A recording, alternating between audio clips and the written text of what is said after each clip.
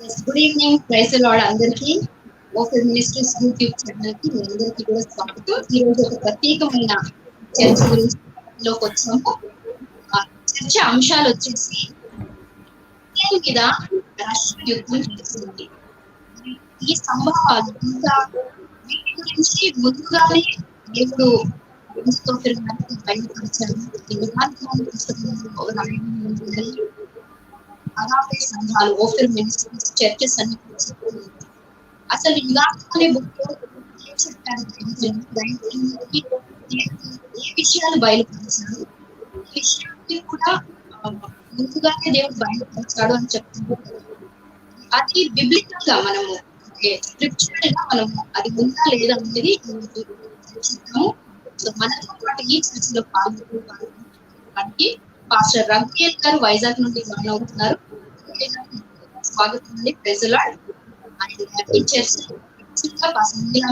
Join అవ్వాలి, లో ఉన్నారు, బేసిక్ ఉన్నారు. మనతో పాటు మరొక సేవకులు పాస్టర్ జేమ్స్ జగదీష్ గారు జాయిన్ అవుతున్నారు. పాస్టర్ అండి మీకు. అండ్ మరొక పాస్టర్ సునీల్ గారు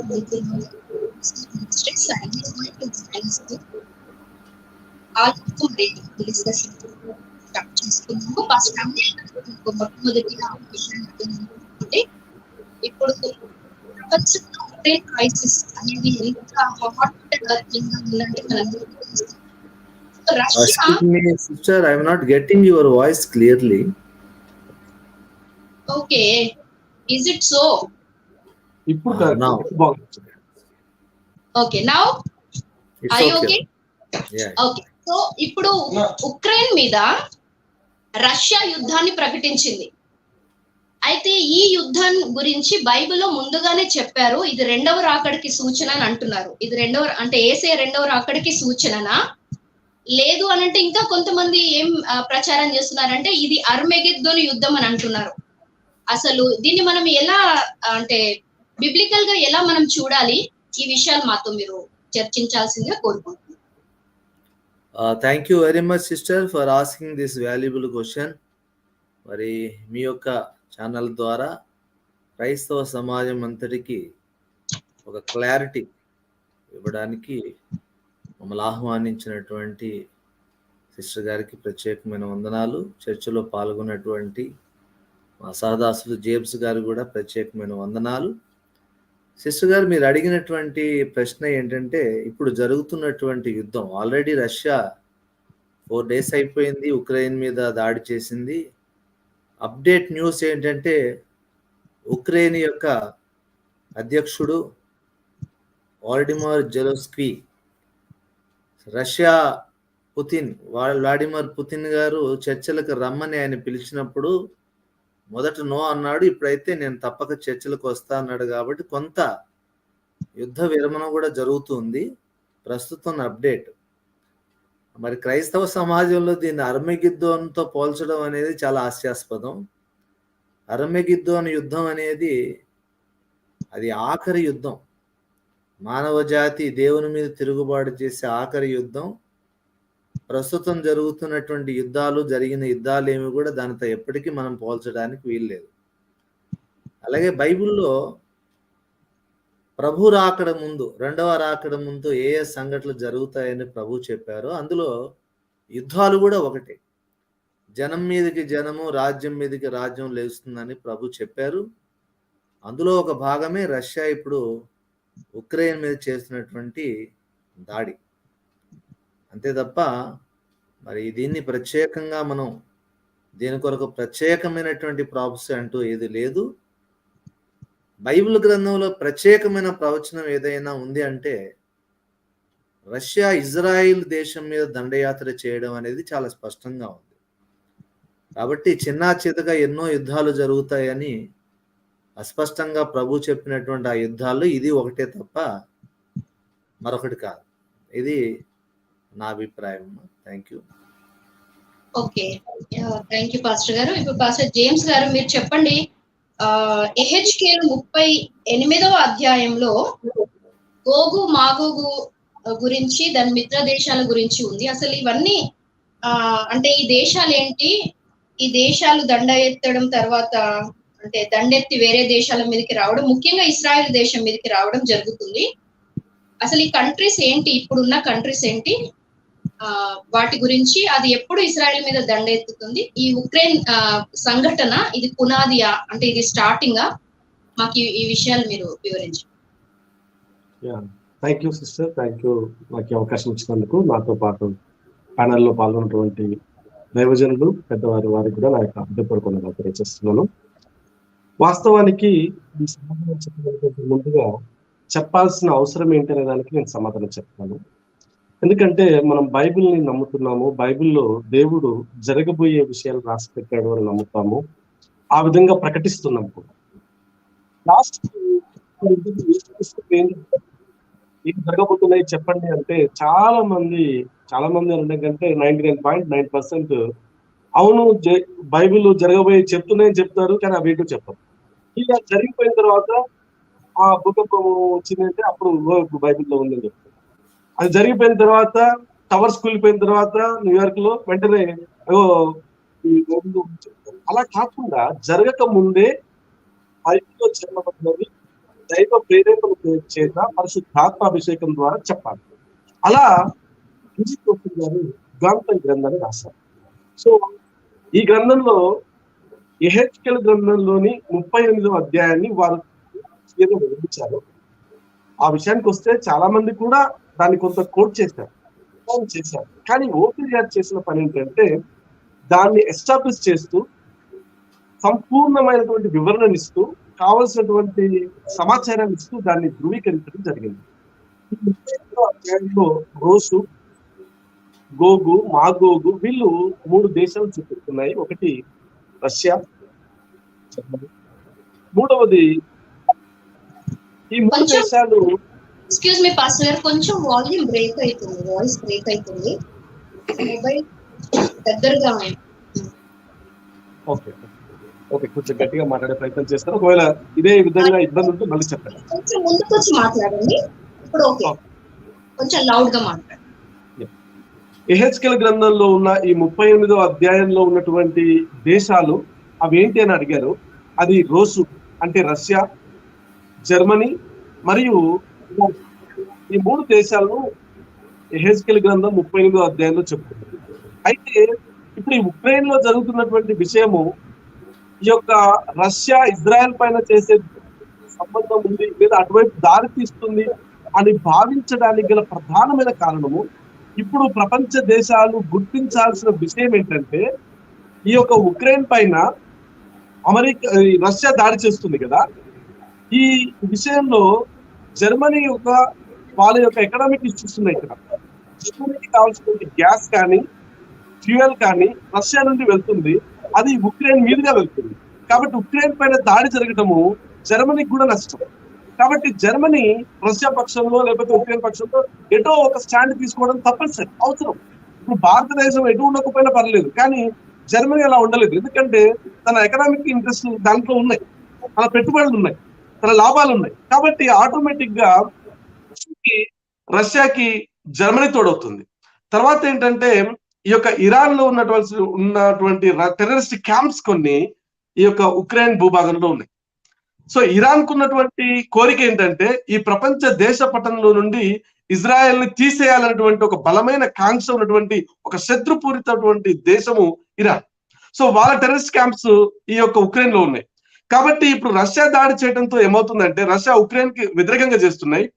టెర్రరిస్ట్ క్యాంప్స్ ఇరాన్ కి సంబంధించినవి అక్కడ ఉన్నవి, జర్మనీకి సంబంధించినటువంటి ఆ యొక్క కారిడార్ ఉన్నది, ఈ యొక్క ఫ్యూయల్ లైన్ ఉంది. కాబట్టి 3 కలిసి చిలికి గాలివాన ఉరుమివిడి మీద పడ్డట్లు అంటారు కదా, ఈ యొక్క యుద్ధం ఎటు దారి తీసే ప్రమాదం ఉన్నది అని మనకు అర్థమవుతుంది. మనం అనుమానించడానికి అవకాశం వస్తుందంటే ఏ క్షణంలోనైనా ఇది స్టిరప్ అయిపోయి ఇజ్రాయెల్ పైన దాడి చేసే అవకాశం ఉంది. దానికి కాదని లేదు. ఎందుకు అంటే అమెరికా హెచ్చరిస్తూనే ఉంది, దాడి చేయబోతుంది, యుద్ధం జరగబోతుంది, రష్యా సిద్ధపడుతుందని. ప్రపంచంలో ఎవరు నమ్మలేదు. అమెరికా యొక్క మీడియా సృష్టి ఈ మాట అనుకున్నారు, కానీ అనుకోని రీతిగా ఉన్న పలంగా మెరుపు దాడి చేసింది రష్యా.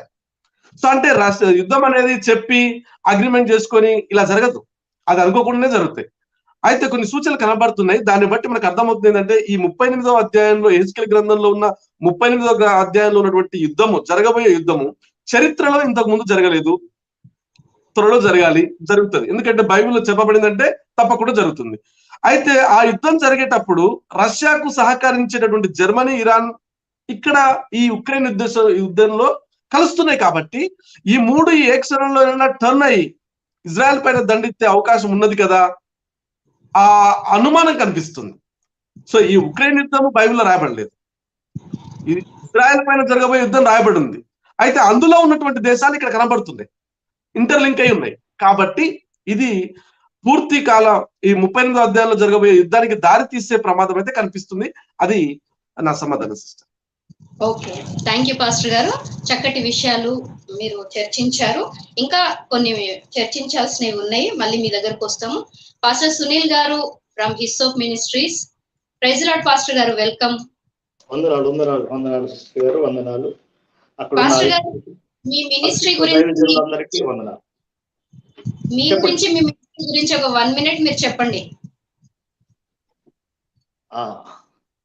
మాది గుంటూరు ప్రధాన కేంద్రముగా హిస్సోప్ మినిస్ట్రీస్ అనేది పనిచేస్తుందమ్మా. ఆయా ప్రాంతాల్లో మేము పరిచర్యలో కొనసాగుతూ ఉన్నాం. హైదరాబాదు, తర్వాత ఒంగోలు, తర్వాత కర్నూలు, ఆయా ప్రాంతాల్లో దేవుని పరిచర్యను కొనసాగిస్తూ ఉన్నాం. దేవుడు బయలుపరిచిన అనేక విషయాలు, దేవుడు ముందుగానే బయలుపరిచిన అనేక విషయాలు డాక్టర్ అద్దంకి రంజిత్ ఓఫిర్ గారు రాసిన ఆ బుక్ నేను 1995లో నేను ఆ బుక్ చదివాను. అమ్మ, నా వాయిస్ వినిపిస్తుందా? వినిపిస్తుంది పాస్టర్, క్లియర్ గా వినిపిస్తుంది. Okay, praise. ఆ విషయాలన్నీ పరిశుద్ధాత్మ ప్రేరణతోనే చక్కగా వ్రాయబడి ఉన్నాయని నేను దృఢంగా విశ్వసిస్తున్నాను. ఎందుకంటే లేఖనాలకు అత్యంత సమీపముగా, అత్యంత దగ్గరగా అక్కడ ఇందాక దైవజనులు చెప్పిన దేశాలు కొన్ని ఉన్నాయి కదా, అవన్నీ ఆయన నా 30 ఏళ్ల క్రితమే అంత చక్కగా వ్రాశారు అని చెప్పని నేను చాలా సంతోషించి ఆ బుక్ నేను 1995లోనే నేను చదివాను. ఇంకా చాలాసార్లు చదివాను. ఇప్పుడు జరుగుతున్న ఏదైతే యుద్ధాలు ఉన్నాయో, ఈ యుద్ధాలన్నీ కూడా రాకడకు, చాలా మంది అనుకుంటున్నారు ఇంకా దగ్గర పడిపోయింది రాకడకు సూచన అని చెప్పని చాలా చెప్తారు. దైవజనుడు ఇందాక చెప్పారు ఆ మాట. అంత్యకాలములో జరిగే ఒక ప్రధానమైన యుద్ధమే యుగాంతానికి నాంది అనేది 30 సంవత్సరాల క్రితమే ఓఫిర్ గారు ఆ బుక్ లో రాశారు. అది దేవుని యొక్క ఆత్మ ప్రేరణ ద్వారా మాత్రమే జరిగే ఆ కార్యమని నేను బహుస్పష్టంగా నమ్ముతూ ఉన్నా. అమ్మా చెప్పండి, ఇంకేమన్నా? అంటే దైవజనులు నేను కొంచెం క్షమించాలి, కొంచెం లేట్ గా నేను జాయిన్ అయ్యాను. దైవజనులు మాట్లాడిన మాటలు నేను ఇప్పుడే విన్నాను, ఒక 5 minutes. మీరు మినిస్ట్రీలో ఉన్నారు, విషయం నేను కూడా వ్యూవర్స్ కి ఒక్క విషయం చెప్పాలి. ఎందుకంటే ప్రోగ్రామ్ మీరు ఒక టైం ఇచ్చారు, ఒక టైం కి స్టార్ట్ చేస్తారని మీరు అనుకోవచ్చు. ఈ రోజు Sunday, the busiest day especially for the ministry of God, anointed servants of God.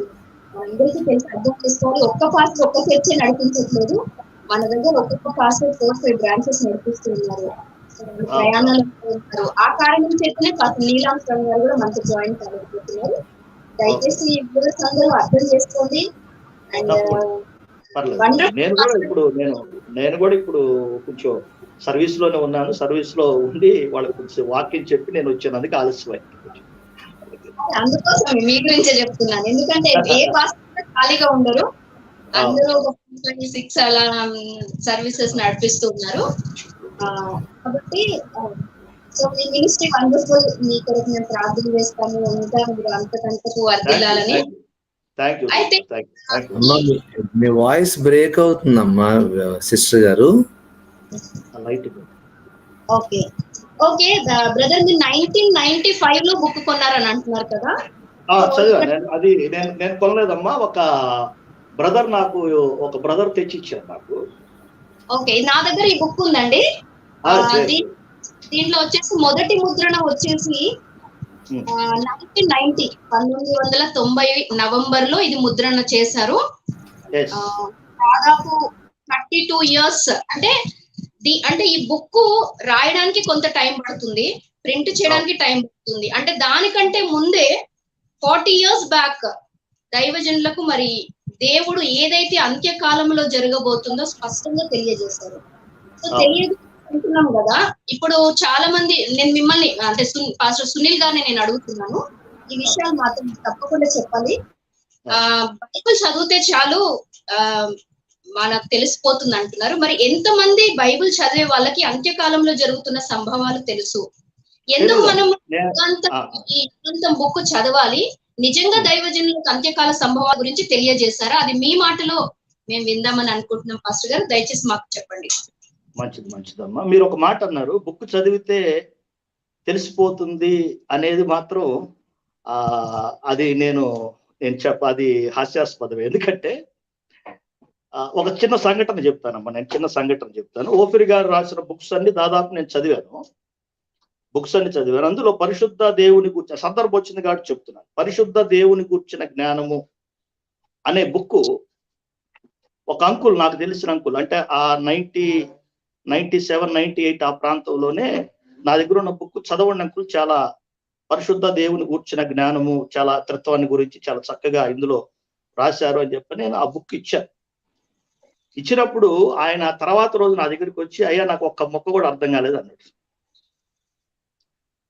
ఒక్క ముక్క అంటే ఇది నా అనుభవం చెప్తున్నాను.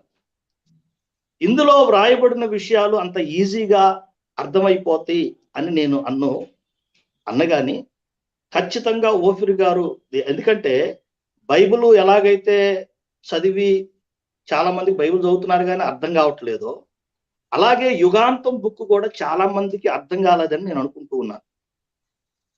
చాలా మందికి అంటే కొంతమంది ఏదో ఒక మామూలుగా ఏదో ఒక న్యూస్ పేపర్ లేకపోతే చదివినట్లు చదువుతున్నారు. కనీసం నేను అనుకోవటం, వాళ్ళు కనీసం ఒక 3-4 సార్లు దాన్ని క్షుణ్ణంగా చదివితే తప్ప ఆ విషయాలు అర్థం కావని నేను భావిస్తూ ఉన్నాను. ఎందుకంటే నేను అలాగే నాకు అర్థం కాని విషయాలు చాలాసార్లు చదివాను. నేను చాలాసార్లు చదివాను. అందులో ఉన్న విషయాలు పరిశుద్ధాత్మ దేవుడు చెబితే తప్ప మనం చదివినంత మాత్రాన లేకపోతే ఇంకోటి అర్థం కాదని నేను దృఢంగా విశ్వసిస్తాను. పరిశుద్ధాత్మ దేవుని సహాయంతోనే మనకు వాక్యం అర్థం కావాలన్నా, దైవజనులు వ్రాసిన బుక్స్ అర్థం కావాలన్నా పరిశుద్ధాత్మ దేవుని సహాయం లేకుండా అది ఎప్పటికీ సాధ్యం కాదని నేను దృఢంగా నమ్ముతాను. అలాగే ఆ బుక్ చాలా చాలా ఆశీర్వాదకరం. చాలా మందికి అది ఇప్పుడు నేను చాలా మందికి నేను చెప్తా ఉంటాను ఆ బుక్ చదవమని. నన్ను నా ఫాలోవర్స్ వాళ్ళు ఉన్న మా శిష్య బృందానికి కూడా నేను ఖచ్చితంగా మీరు చదవండి ఆ బుక్ అని చెప్పి నేను ఎప్పుడు చెబుతా ఉంటాను. చాలా మంది ఇప్పుడు చక్కగా దాన్ని అర్థం చేసుకుంటున్నారు. దేవునికి స్తోత్రం, దేవునామానికి స్తోత్రం కలుగుతుంది. చాలా మంచి చక్కగా జరుగుతుంది. అది బైబుల్ దగ్గర పెట్టుకొని చక్కగా ఆ బుక్ దగ్గర పెట్టుకొని చక్కగా చదివితే మనకు అర్థమవుతుంది. ఏదో తొందరపాటుతనంతో గబగబా దాన్ని ముందుకు వెళ్ళాలన్న ఉద్దేశంతో చదివితే అర్థం కాదు. ఎందుకంటే నా అంటే నేను ఓపెన్ గా చెప్తున్నాను, దయచేసి ఏమనుకోవద్దు. ఈ యుగాంతం బుక్ చదువుతున్న సందర్భంలో ఓఫిర్ గారు ఒక మాట వ్రాశారు. బైబిల్లో ఏదో ఒక మూలన వ్రాయబడి ఉంటే అది సత్యము కాదు అనే మాట ఆ యుగాంతం బుక్. అది చూడంగానే నాకు సహజంగా కోపం వచ్చింది. అంటే నేను ఓపెన్ చెప్తాను, దయచేసి ఏమనుకోవద్దమ్మా. నేను కోపం వచ్చి నేను బుక్ పక్కన పడేసాను ఫస్ట్ టైం నేను చదివినప్పుడు. అయితే దాని పక్కన ఆయన ఏమన్నారో నేను చదవలేకపోయాను. అంటే ఎలా చదవాలనే విషయాన్ని గురించి ఎవరైతే ఆ రీడర్స్ ఉంటారో వాళ్ళు ఎలా చదవాలనే విషయం గురించి నా స్వానుభవం చెప్తున్నాను. పక్కనే రాశారు వాక్య సారాంశము సత్యము అని. దేవునామానికి స్తోత్రం కలుగును. నేను అది పట్టించుకోకుండా ఏదో ఒక మూలం రాయబడి ఉంటే సత్యం కాదని చెప్పింది కోపంతో నేను పక్కన పడేశాను. దాన్ని తర్వాత మళ్ళీ నేను దేవుడే తర్వాత నా చేత దాన్ని చదివించారని నేను బలంగా నమ్ముతున్నాను. ఎందుకంటే ఒక బుక్ నా దగ్గరికి వచ్చింది అంటే ఖచ్చితంగా అది ప్రభువు ఆత్మ ప్రేరణ చేతే వచ్చిందని నేను నమ్ముతూ ఉన్నాను. ఆ గ్రంథము కూడా దేవుడు నా దగ్గరకు అలా పంపించాడని నమ్ముతూ ఉన్నాను. దేవుని నామానికి స్తోత్రం. థ్యాంక్ యూ పాస్టర్ గారు. అయితే మీరు మీ మినిస్ట్రీ పేరు హిసోప్ మినిస్ట్రీస్ కదా? హిస్సోప్ మినిస్ట్రీస్ అమ్మా. నేను ఎప్పుడు start? 2012వ సంవత్సరంలో నేను స్టార్ట్ చేశాను. వండర్ఫుల్. సో దానికంటే ముందు మీరు యుగాంతం చదివారు, యుగాంతం ఫాలో అవుతున్నారంటే ఓకే, అదే చాలా దేవుని ఆత్మ ప్రయాణించారు. సో అంటే మీరు ఒక పాయింట్ చెప్పారు, ఒక మాట చదివి దాన్ని అంటే ఇంకా ముందుకు చదవకుండా బుక్ క్లోజ్ చేశారు అని. చాలా మంది అదే తప్పు చేస్తున్నారు. అంటే నేను చేసిన పొరపాటు చెప్తున్నాను. ఎందుకు నేను చెప్తున్నానంటే చాలా మంది ఇట్లాగే దాని బుక్కుని అనవసరంగా దాంట్లో ఏం చెప్తున్నారనే విషయాన్ని పట్టించుకోకుండా ఎవరో ఏదో చెప్పారని చెప్పాను, లేకపోతే సరిగా దాన్ని చదివింది అర్థం చేసుకోకను దాని మీద ద్వేషభావం పెంచుకుంటున్నారు చాలా మంది, నేను చూశాను. నాకు తెలిసి సాతానుకు సత్యం తెలుసుకోవడం, మనం సత్యం తెలుసుకోవడం వల్ల సాతాను ఇష్టం ఉంది కదా, బహుశా వాటిని బలంగా పనిచేసి డైవర్ట్ చేస్తున్నారు. Correct 100% right. మళ్ళీ ఇంకా టాపిక్స్ చర్చిద్దాము. ఇప్పుడు పాస్టర్ రఘువీర్ గారు మీరు చెప్పండి, అంటే 30 years బ్యాక్ ఈ అంత్యకాలంలో జరుగుతున్న సంఘటనలు రంజిత్ ఓఫిర్ గారికి బయలుపరిచారు అని మరి ఓఫిర్ మినిస్ట్రీస్ కానీ లేదంటే రంజిత్ ఓఫిర్ గారి ఫాలోవర్స్ కానీ సోషల్ మీడియాలో హల్చల్ చేస్తున్నారు. మరి ఇది సత్యమా? యుగాంతం అనే గ్రంథంలో ఏముంది ఈ విషయాన్ని మాకు వివరించారు. చాలా మంచి ప్రశ్న అడిగారమ్మా విజయ సిస్టర్ గారు. దాదాపుగా 30 సంవత్సరాల క్రితం రంజిత్ ఓఫిర్ గారు యుగాంతము అనే గ్రంథాన్ని రాసి పబ్లిష్ చేయడం జరిగింది. నేను 96లో ఆ బుక్ కొన్నాను. 96లో when I'm went into bible training college gospel for Asia. 96వ సంవత్సరంలో ఆ గ్రంథం కొని చదివి అందులో రాయబడినటువంటి విషయాలను ఆ సమయంలోనే తెలుసుకోవడం జరిగింది. అంతవరకు కూడా పాపులారిటీగా ఉన్నటువంటి ఒక బోధ ఏంటంటే, ఈ రాత్రి ప్రభు వస్తే నీ పరిస్థితి ఏమైపోతుంది అని. నా చిన్నప్పుడు నేను రక్షణ పొందిన ఆరంభ దినాల్లో ఎక్కువగా వినే బోధ, ఈ రాత్రి ప్రభు వస్తే నీ పరిస్థితి ఏమైపోతుంది అనే బోధ. ఈ యుగాంత గ్రంథం ఎప్పుడైతే చదివానో నేను షాక్ తిన్నాను. యేసుప్రభు వారు ఏ రాత్రి పడితే ఆ రాత్రి రావడానికి లేఖనాలు ఒప్పుకోవు. ప్రభు రెండవ రాకడ జరగాలంటే కొన్ని సూచనలు నెరవేరాలి. ఆ సూచనలు నెరవేరితే తప్ప యేసుక్రీస్తు రెండవ రాకడ జరగదు, సంఘం యొక్క ర్యాప్చర్ అనేది జరగదు. అంతవరకు కూడా శ్రమలు అనేవి మనకు కాదు, సంఘానికి శ్రమలు రావు. శ్రమలు రాకమునిపే సంఘం ఎత్తపడుతుందనే ప్రీ ట్రిబులేషన్ బోధలో నేను ఉండేవాడిని. దాదాపుగా చాలా మంది అదే బోధ ప్రకటించి రాత్రి ప్రభు వస్తే ఏమవుతుంది, యేసయ్య దొంగలా వస్తాడని ఎక్కువ ప్రచారం జరిగేది. కానీ యుగాంత గ్రంథం ఎప్పుడైతే పబ్లిష్ అయిందో క్రైస్తవ సమాజంలోనే పెద్ద దుమారం రేగింది. అంటే క్రైస్తవ సమాజంలో ఎక్కువ మంది ఏ విషయాన్నైతే ప్రకటిస్తున్నారో దానికి వ్యతిరేకంగా లేఖనాధారాలతో వాళ్ళు చెబుతున్నది కరెక్ట్ కాదు, దేవుడు నాకు బయలుపరిచినటువంటి వాక్య సత్యాన్ని నేను చెబుతున్నానని రంజిత్ ఓఫిర్ గారు యుగాంత గ్రంథంలో ప్రభు రెండవ రాకడ విషయంలో ఒక స్పష్టమైనటువంటి విషయాన్ని తెలియజేశారు. అదేంటంటే మిడ్ ట్రిబులేషన్ ర్యాప్చర్ థియరీ. 4 రకాల థియరీస్ ప్రభు రాకడ విషయంలో సమాజంలో చలామణిలో ఉన్నాయి. ఒకటి ఏంటంటే ప్రీ ట్రిబులేషన్ థియరీ, శ్రమలకు ముందే సంఘం ఎత్తబడుతుందని ఒక సిద్ధాంతం. తర్వాత పోస్ట్ ట్రిబులేషన్ థియరీ, అనగా 7 సంవత్సరాల శ్రమల కాలం ఒకటి అనేది ఉంది. ఆ శ్రమలు గడిచిన తర్వాతనే సంఘం పరలోకానికి ఎత్తబడుతుంది అనేది ఒక థియరీ. ఇది కాకుండా మిడ్ ట్రిబులేషన్ థియరీ అనేది ఒకటి ఉంది. 7 సంవత్సరాల ఆ ప్రత్యేక కాలఘట్టంలో ముందు కాదు, తర్వాత కాదు, కరెక్ట్గా 3.5 సంవత్సరాలు, 7 సంవత్సరాల ఆ ప్రత్యేక అంత్యవారంలో 3.5 సంవత్సరాల కాలం అయిన తర్వాత కడబూరం రోగినప్పుడు సంఘం ఎత్తబడుతుందని ఒక థియరీ ఉంది. ఇంకొకటి ఉంది ఆ మిలీనియం థియరీ అని, 1000 ఏళ్ల పరిపాలన తర్వాత కూడా మరి సంఘం ఎత్తబడుతుందని అదొక థియరీ. రంజిత్ ఓఫిర్ గారు తీసుకున్నటువంటి స్టాండ్ ఏంటంటే మిడ్ ట్రిబులేషన్ ర్యాప్చర్ థియరీ. సంఘము ఎత్తబడే కాలం అనేది స్పష్టంగా లేఖనాల్లో రాయబడి ఉంది, కానీ చాలా మంది బోధకులకి దాన్ని పట్టించుకోవటం లేదు. వాళ్ళ ముందు తరాల్లో ఎవరైతే బోధకులు చెప్పారో వరుసగా అదే ఫాలో అవుతున్నారు తప్ప అసలు వాక్యం ఏం చెప్పింది అనేది పూర్తిగా దాన్ని పట్టించుకోలేదు. ఇందాక హిసోప్ మినిస్ట్రీ సునీల్ గారు చెప్పింది చాలా వాస్తవం. రంజిత్ ఓఫిర్ గారు చెప్పినటువంటి మాటలు కూడా కొంచెం వింటున్నారు, ఆ తర్వాత పూర్తిగా ఆయన ఏం చెప్పాడు వినటం లేదు. సంగతి పూర్తిగా వినకముందు ప్రత్యుత్తరం ఇచ్చేవాడు తన మూఢత్వాన్ని బయలుపరిచి సిగ్గునొందుతాడని బైబిల్ చెప్పింది. అలా చాలా మంది సిగ్గుపోయింది.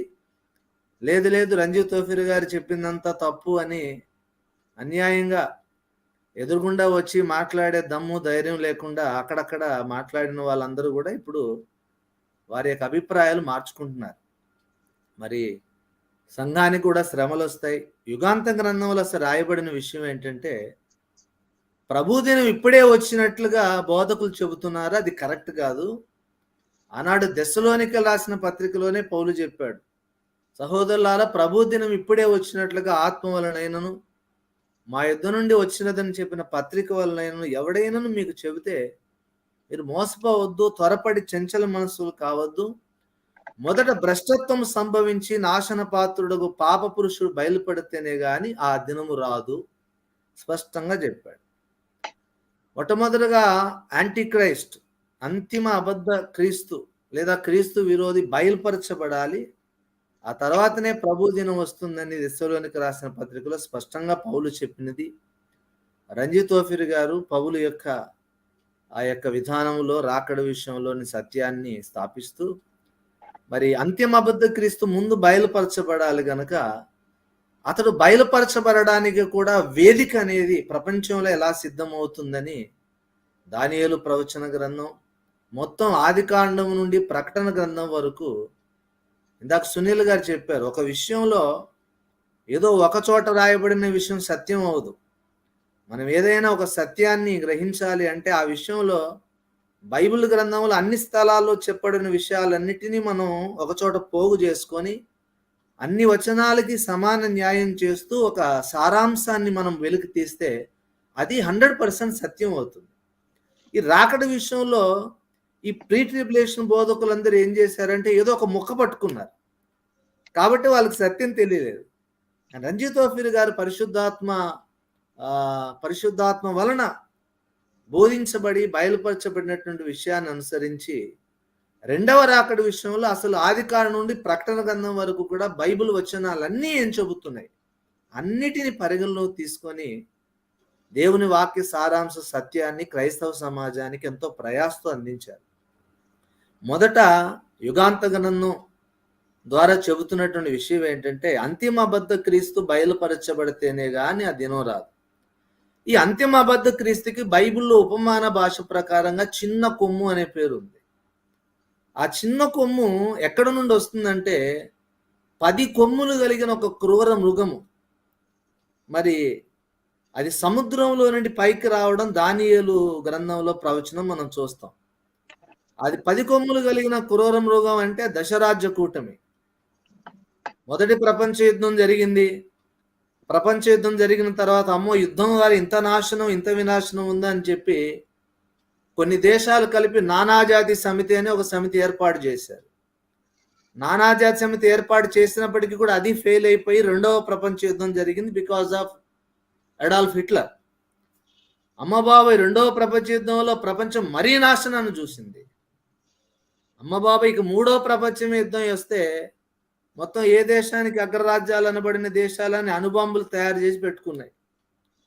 హిరోషిమా నాగసాకి మీద ఒక అణుబాంబు వేసేతలకి ఎంత భయానకమైన నష్టం కలిగిందో చూసిన ప్రపంచం మరొక యుద్ధం రాకూడదని రెండవ ప్రపంచ యుద్ధం తర్వాత ఐక్యరాజ్య సమితి, అలాగే North Atlantic strategy organization NATO, ఇలాగా మళ్ళీ కొన్ని ఆర్గనైజేషన్ ఏర్పడ్డాయి. త్వరలోనే ఈ ఆర్గనైజేషన్ కూడా ఫెయిల్ కాబోతున్నాయి.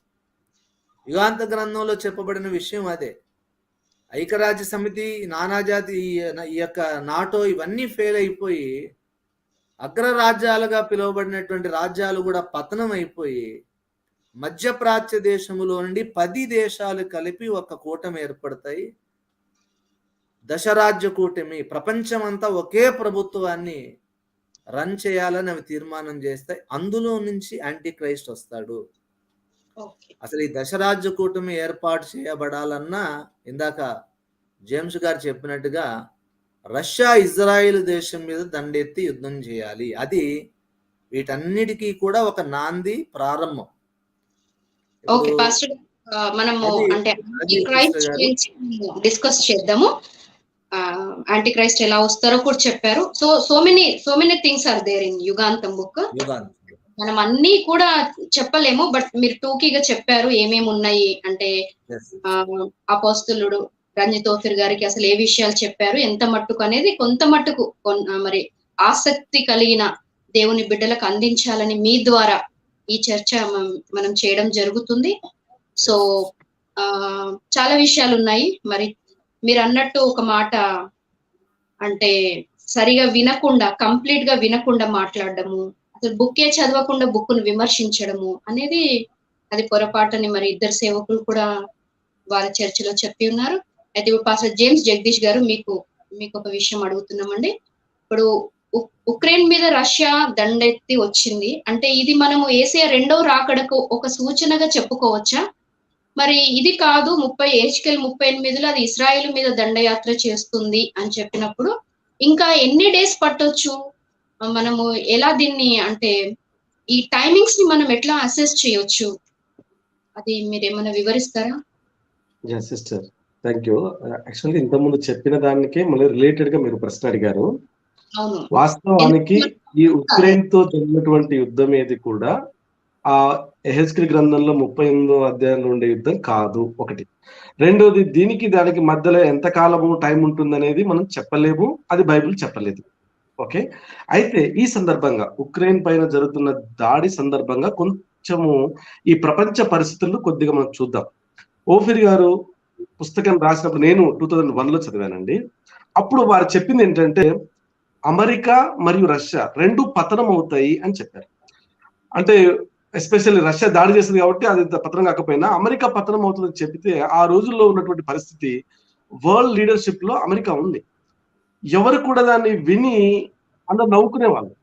అంటే ఒకవేళ చెప్తే బయట వాళ్ళు చెప్పినాం అనుకోండి నవ్వేవాళ్ళు. కానీ బైబిల్ దేవుడు సర్వ సృష్టికర్త అయిన దేవుడు, ఆయనకు భవిష్యత్తు తెలిసిన దేవుడు. ఆ రోజు రాశాడు, ఈ రోజు వాస్తవంగా జరిగింది. ఈ రోజు మనం యుగాంతము ఈ ఉక్రేషియా దేశం పైన జరుగుతున్న దాడిని మనం ఏ యాంగిల్లో చూడాలో నేను కొద్దిగా డీటెయిల్ గా చెప్తాను సిస్టర్.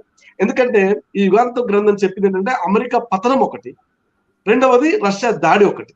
రష్యా దాడి గురించి చాలా మంది చెప్పారు, ఇతర గ్రంథ రచయితలు కూడా చెప్పారు. అంటే మన తెలుగులో ఎవరు లేరు, వీళ్ళకు తెలిసింది తక్కువ తెలియంది ఎక్కువ ఉన్నది, లేదా దుష్ప్రచారం ఎక్కువ ఉన్నది. వాస్తవంగా సత్యాలు గ్రహించే స్వభావం లేక చాలా మంది గుర్తించలేదు, కానీ సత్యాన్వేషకులు అందరూ గుర్తించారు.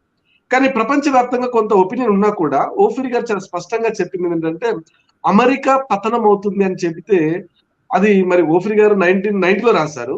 అప్పుడు ఇంకెంత హాస్యాస్పదంగా ఉందో తెలియదు, చాలా మంది నవ్వే ఉంటారు. కానీ వాస్తవం జరిగింది. అది జరిగిందా లేదా అనేది మీకు ఇప్పుడు చెప్తాను.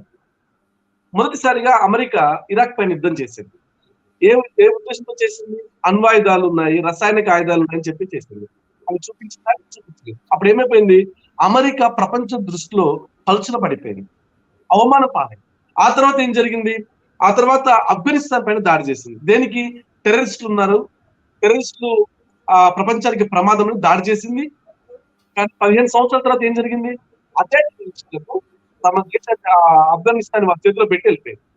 ఏ యొక్క అణ్వాయుధాలు అయితే అమెరికా ఇన్వెంట్ చేసిందో వాటిని టెర్రరిస్టులకు ఆయుధాలుగా మారిపోయాయి, వాళ్ళకు ఇండ్లుగా మారిపోయాయి. మనకు కట్టినటువంటి ఇండియా కట్టినటువంటి పార్లమెంట్ కూడా వాళ్ళకి ఆశ్రయస్థానంగా అయిపోయింది.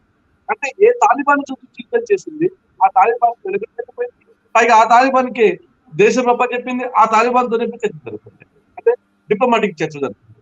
ఆ తర్వాత మూడో విషయము కరోనా వచ్చింది. కరోనా తోటి ఎవరు ఎక్కువ నష్టపోయారు?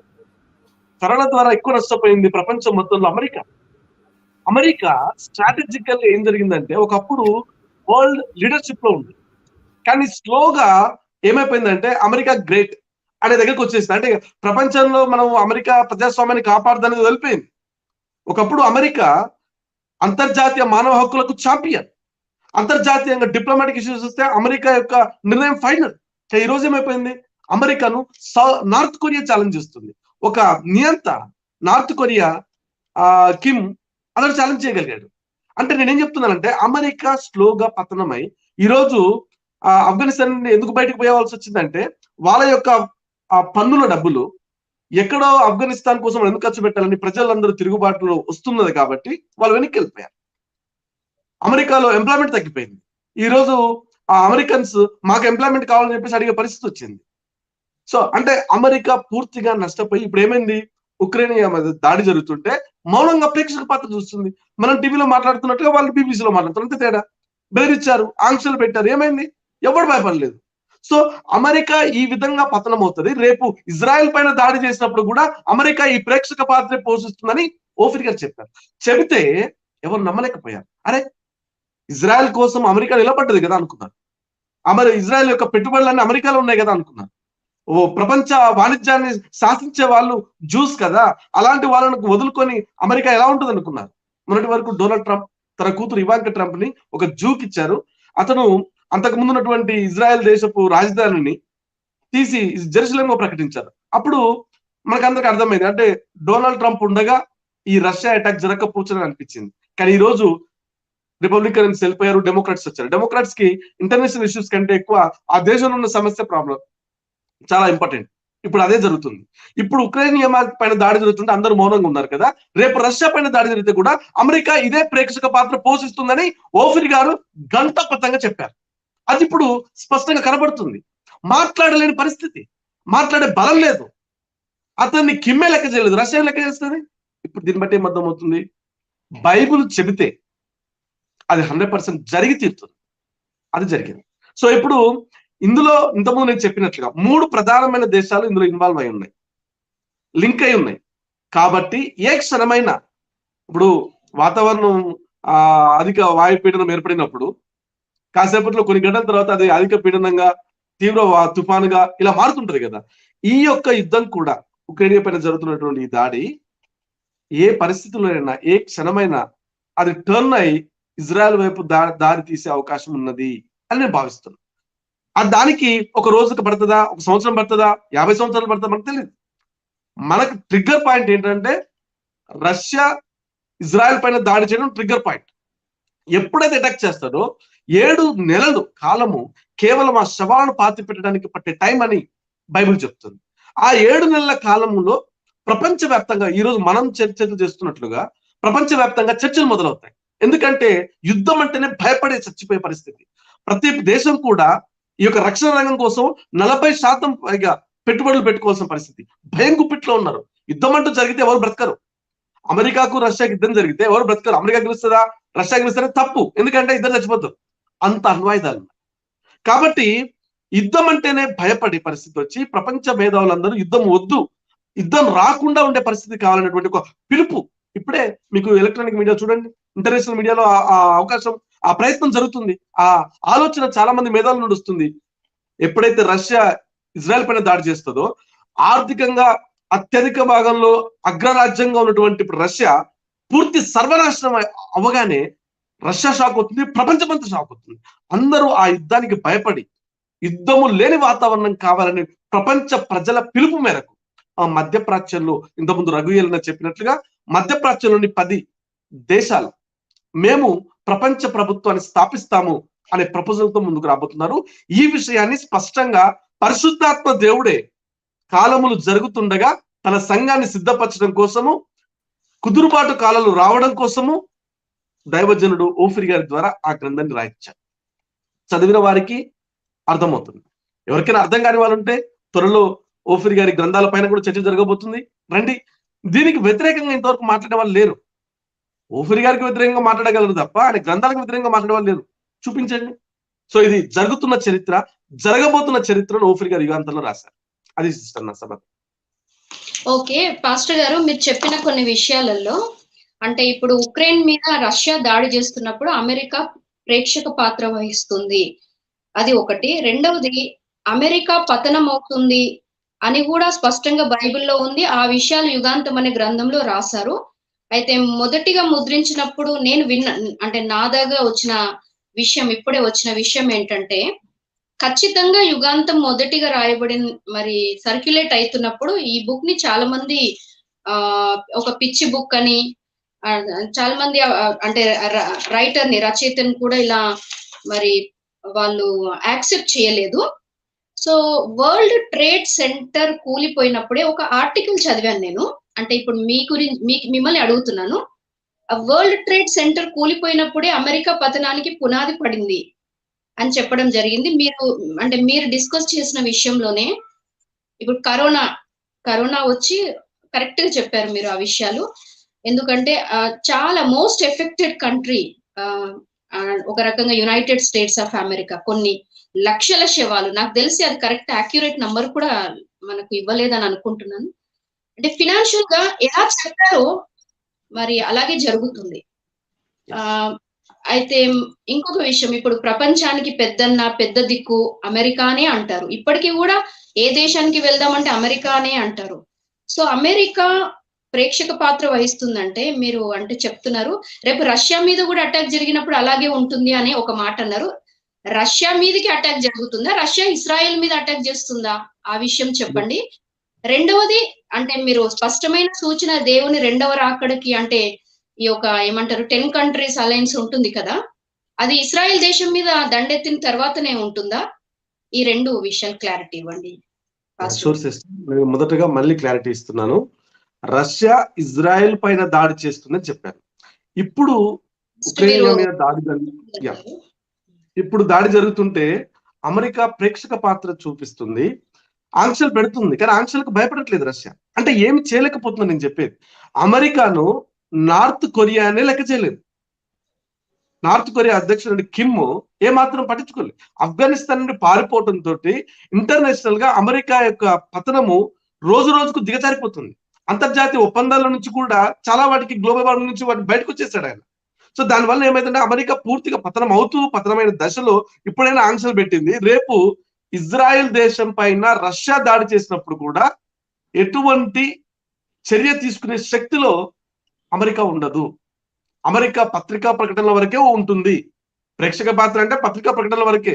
దీన్ని మేము తీవ్రంగా ఖండిస్తున్నాం. మేము రష్యా పైన ఆంక్షలు పెడతాం అని మాత్రమే అంటాడు తప్ప ఏం చేయడు. ఇప్పుడు ఏం చేశాడు? ఉక్రెయినియా యాక్చువల్గా ఎందుకు జరిగింది ఈ యుద్ధం కూడా ఎందుకు జరిగింది? అమెరికా యొక్క రాజ్యాకాంక్ష, నాటో దళాలను విస్తరించడం కోసం తను ఉక్రెయినియాను నెగోషియేట్ చేశారు, మాట్లాడారు. ఉక్రెయినియా కూడా వాళ్ళతో కావాలనుకున్నాడు, వాళ్ళు వెళ్దాం అనుకున్నారు. రష్యా ఏమంటే తనకు ఒప్పుకోలేదు. ఎందుకంటే ఎక్కడో ఉన్నటువంటి ప్రపంచ పటం చూడండి, అమెరికా ఎక్స్ట్రీమ్ లెఫ్ట్ లో ఉంటుంది. ఇక్కడ యూరోప్ లో ఉన్నటువంటి ప్రాంతానికి అమెరికా సైన్యాలు రావాల్సిన అవసరం ఏంటి? మన భారతదేశంలో ఉన్నటువంటి సైన్యము ఎక్కడ ఇతర దేశాల్లో ఉంటుందా? ఎందుకు వచ్చిందంటే అమెరికా యొక్క రాజ్యాకాంక్ష తనకు కావాలి. ప్రతి దాంట్లో ఎక్కడ ఇద్దరి మధ్య గొడవ ఉంటే అందులోకి మేము వెళ్ళాలి. ఇంకా ఇక్కడ ఒక విషయం నేను ఈ ప్రేక్షకులకు, టీవీ ప్రేక్షకులకు, వీక్షకులకు ఒక మనవి చేయాలనుకుంటున్నాను. ఈ విషయాన్ని మేము విశ్లేషిస్తున్నామంటే అర్థము మేము అమెరికా పక్షము కాదు, వ్యతిరేకము కాదు, రష్యా పక్షము కాదు, వ్యతిరేకం కాదు. జరుగుతున్న విషయాలను బైబిల్ దృక్కోణంలో నుండి వివరిస్తున్నాం. సో ఇక్కడ అమెరికాకు రాజ్యాకాంక్ష ఉంది. అమెరికా ఆఫ్ఘనిస్తాన్లో కాలుపెట్టింది, తాలిబాన్లను చూపించి కాలుపెట్టింది. అదే తాలిబాన్లకు సపోర్ట్ చేస్తూ పాకిస్తాన్ ఉంది కదా, మరి పాకిస్తాన్ ఎందుకు అటాక్ చేయదు? పాకిస్తాన్ ఎందుకు రిస్ట్రిక్ట్ చేయదు? అంటే వాళ్లకు ప్రమాదం అనుకున్న తీవ్రవాదులనే తీవ్రవాదులుగా పరిగణిస్తుంది.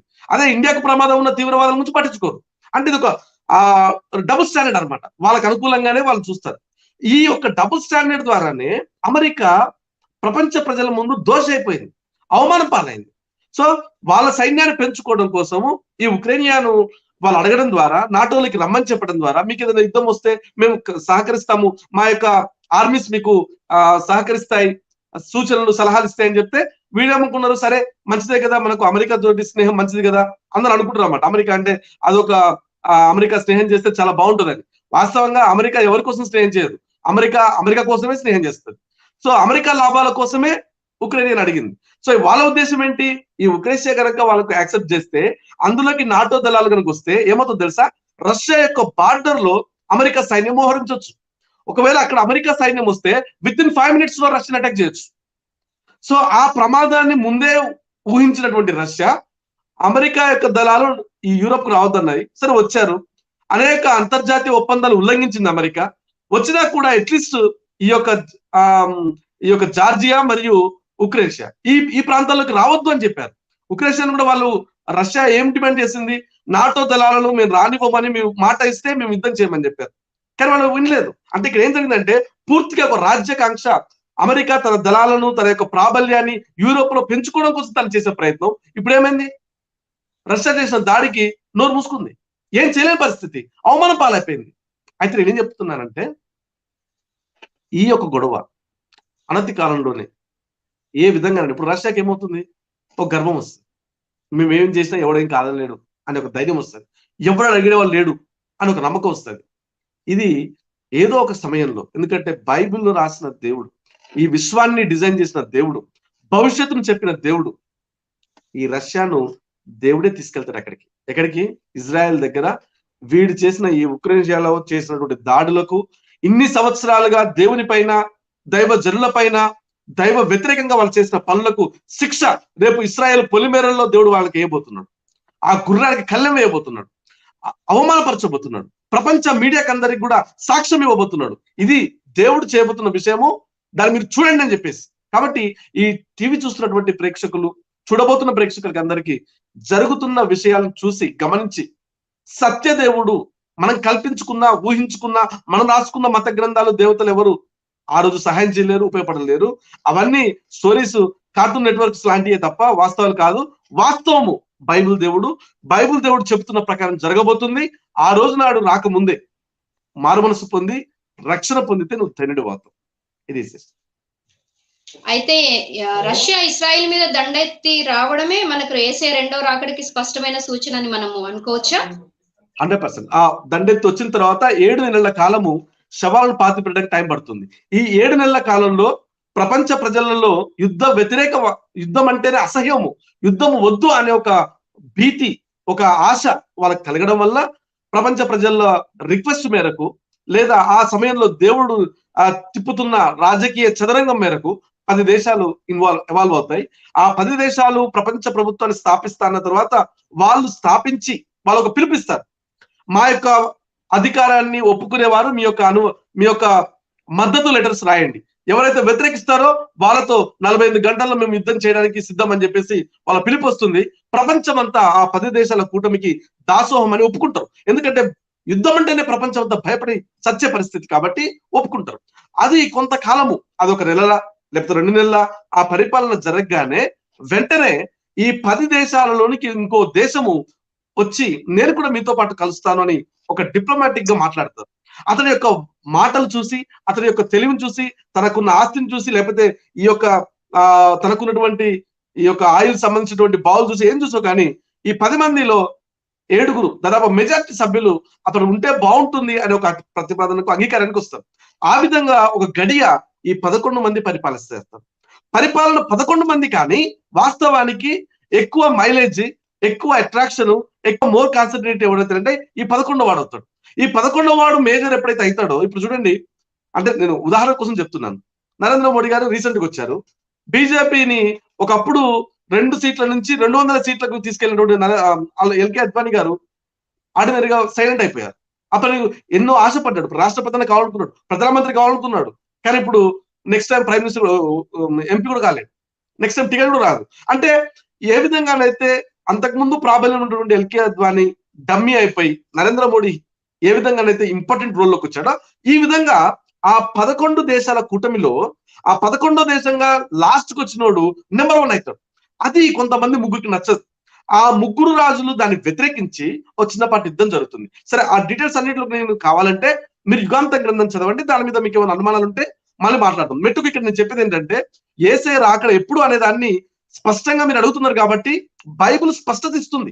బైబిల్ కన్ఫ్యూజన్ ఎప్పుడు ఇవ్వలేదు, బైబిల్ కన్ఫ్యూజన్ ఎప్పుడు చెయ్యదు. నోవాహు జలప్రలయం కూడా ఇక 7 దినముల తర్వాత వర్షం కురబోతుందని చెప్పండి దేవుడు చెప్పాడు. అక్షరాలు అదే విధంగా 7 దినాలకు వర్షం కురవడం ప్రారంభమైంది. కాబట్టి మనకు తెస్సలోనిక పత్రికలో ఏముంది, మీకు ఆ దినము తెలకుండా ఉండడానికి మీరు చీకట్లో ఉన్నవారు కాదంటుంది. మీరు వెలుగులో ఉన్నట్లయితే ఆ దినం ఏంటో తెలుస్తుంది. ఆ దినం ఎలా తెలుస్తుందంటే, వీడు ఎప్పుడైతే ఆ చిన్నపాటి యుద్ధం జరిగి ఆ ముగ్గురిని కొట్టేసి వీడు మెయిన్ గా వీడే కింగ్ అయి ఇస్రాయేల్ దేశంతో ఒక ఒప్పందం చేసుకుంటాడు. ఆ ఒప్పందం చేసుకున్న తర్వాత కౌంట్ డౌన్ స్టార్ట్ అవుతుంది. మీరు ఎప్పుడైనా శ్రీహరికోట నుంచి ఒక రాకెట్ ను ప్రయోగించినప్పుడు కౌంట్ డౌన్స్ పెడతారు. అంటే ఇంకో 2 hours 24 hours కౌంట్ డౌన్ పెడతారు. ఆ తర్వాత టైమింగ్స్ ఎలా చూస్తారు, 24 hours చూపించి తర్వాత 23 hours 59 minutes, 23 hours 58 minutes, ఇలా కౌంట్ డౌన్ అవుతుంది కదా.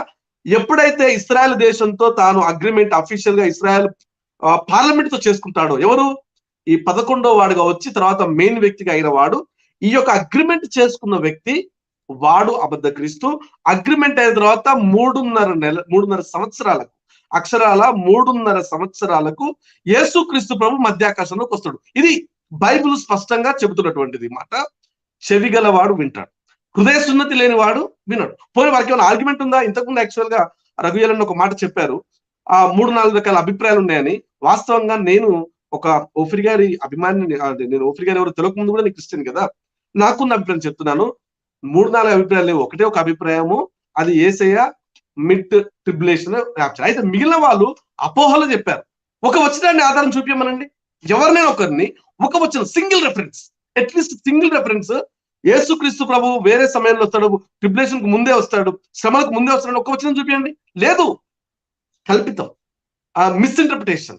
వాళ్ళ ఊహించుకొని ఆ ఊహించుకున్నది అలా ఉందని చెప్పేసి అనుకున్నారు తప్ప వాస్తవానికి ఆ వచనాన్ని కరెక్ట్ గా ఇంటర్ప్రిట్ చేస్తే, హెర్మెనటిక్స్ సిద్ధాంతం ప్రకారం కనుక, హెర్మెనటిక్ రూల్స్ ప్రకారం, ప్రిన్సిపల్స్ ప్రకారం మనం ఇంటర్ప్రిట్ చేస్తే మనకు అర్థమైంది ఏంటంటే, యేసుక్రీస్తు ప్రభు ఈ యొక్క మిడ్ ట్రిబులేషన్ లో వస్తారు.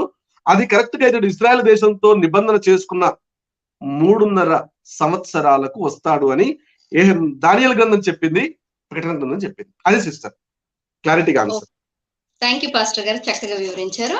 ఇప్పుడు పాస్టర్ సునీల్ గారు, మీరు 1990లోనే యుగాంతం బుక్ చదివారని అంటున్నారు.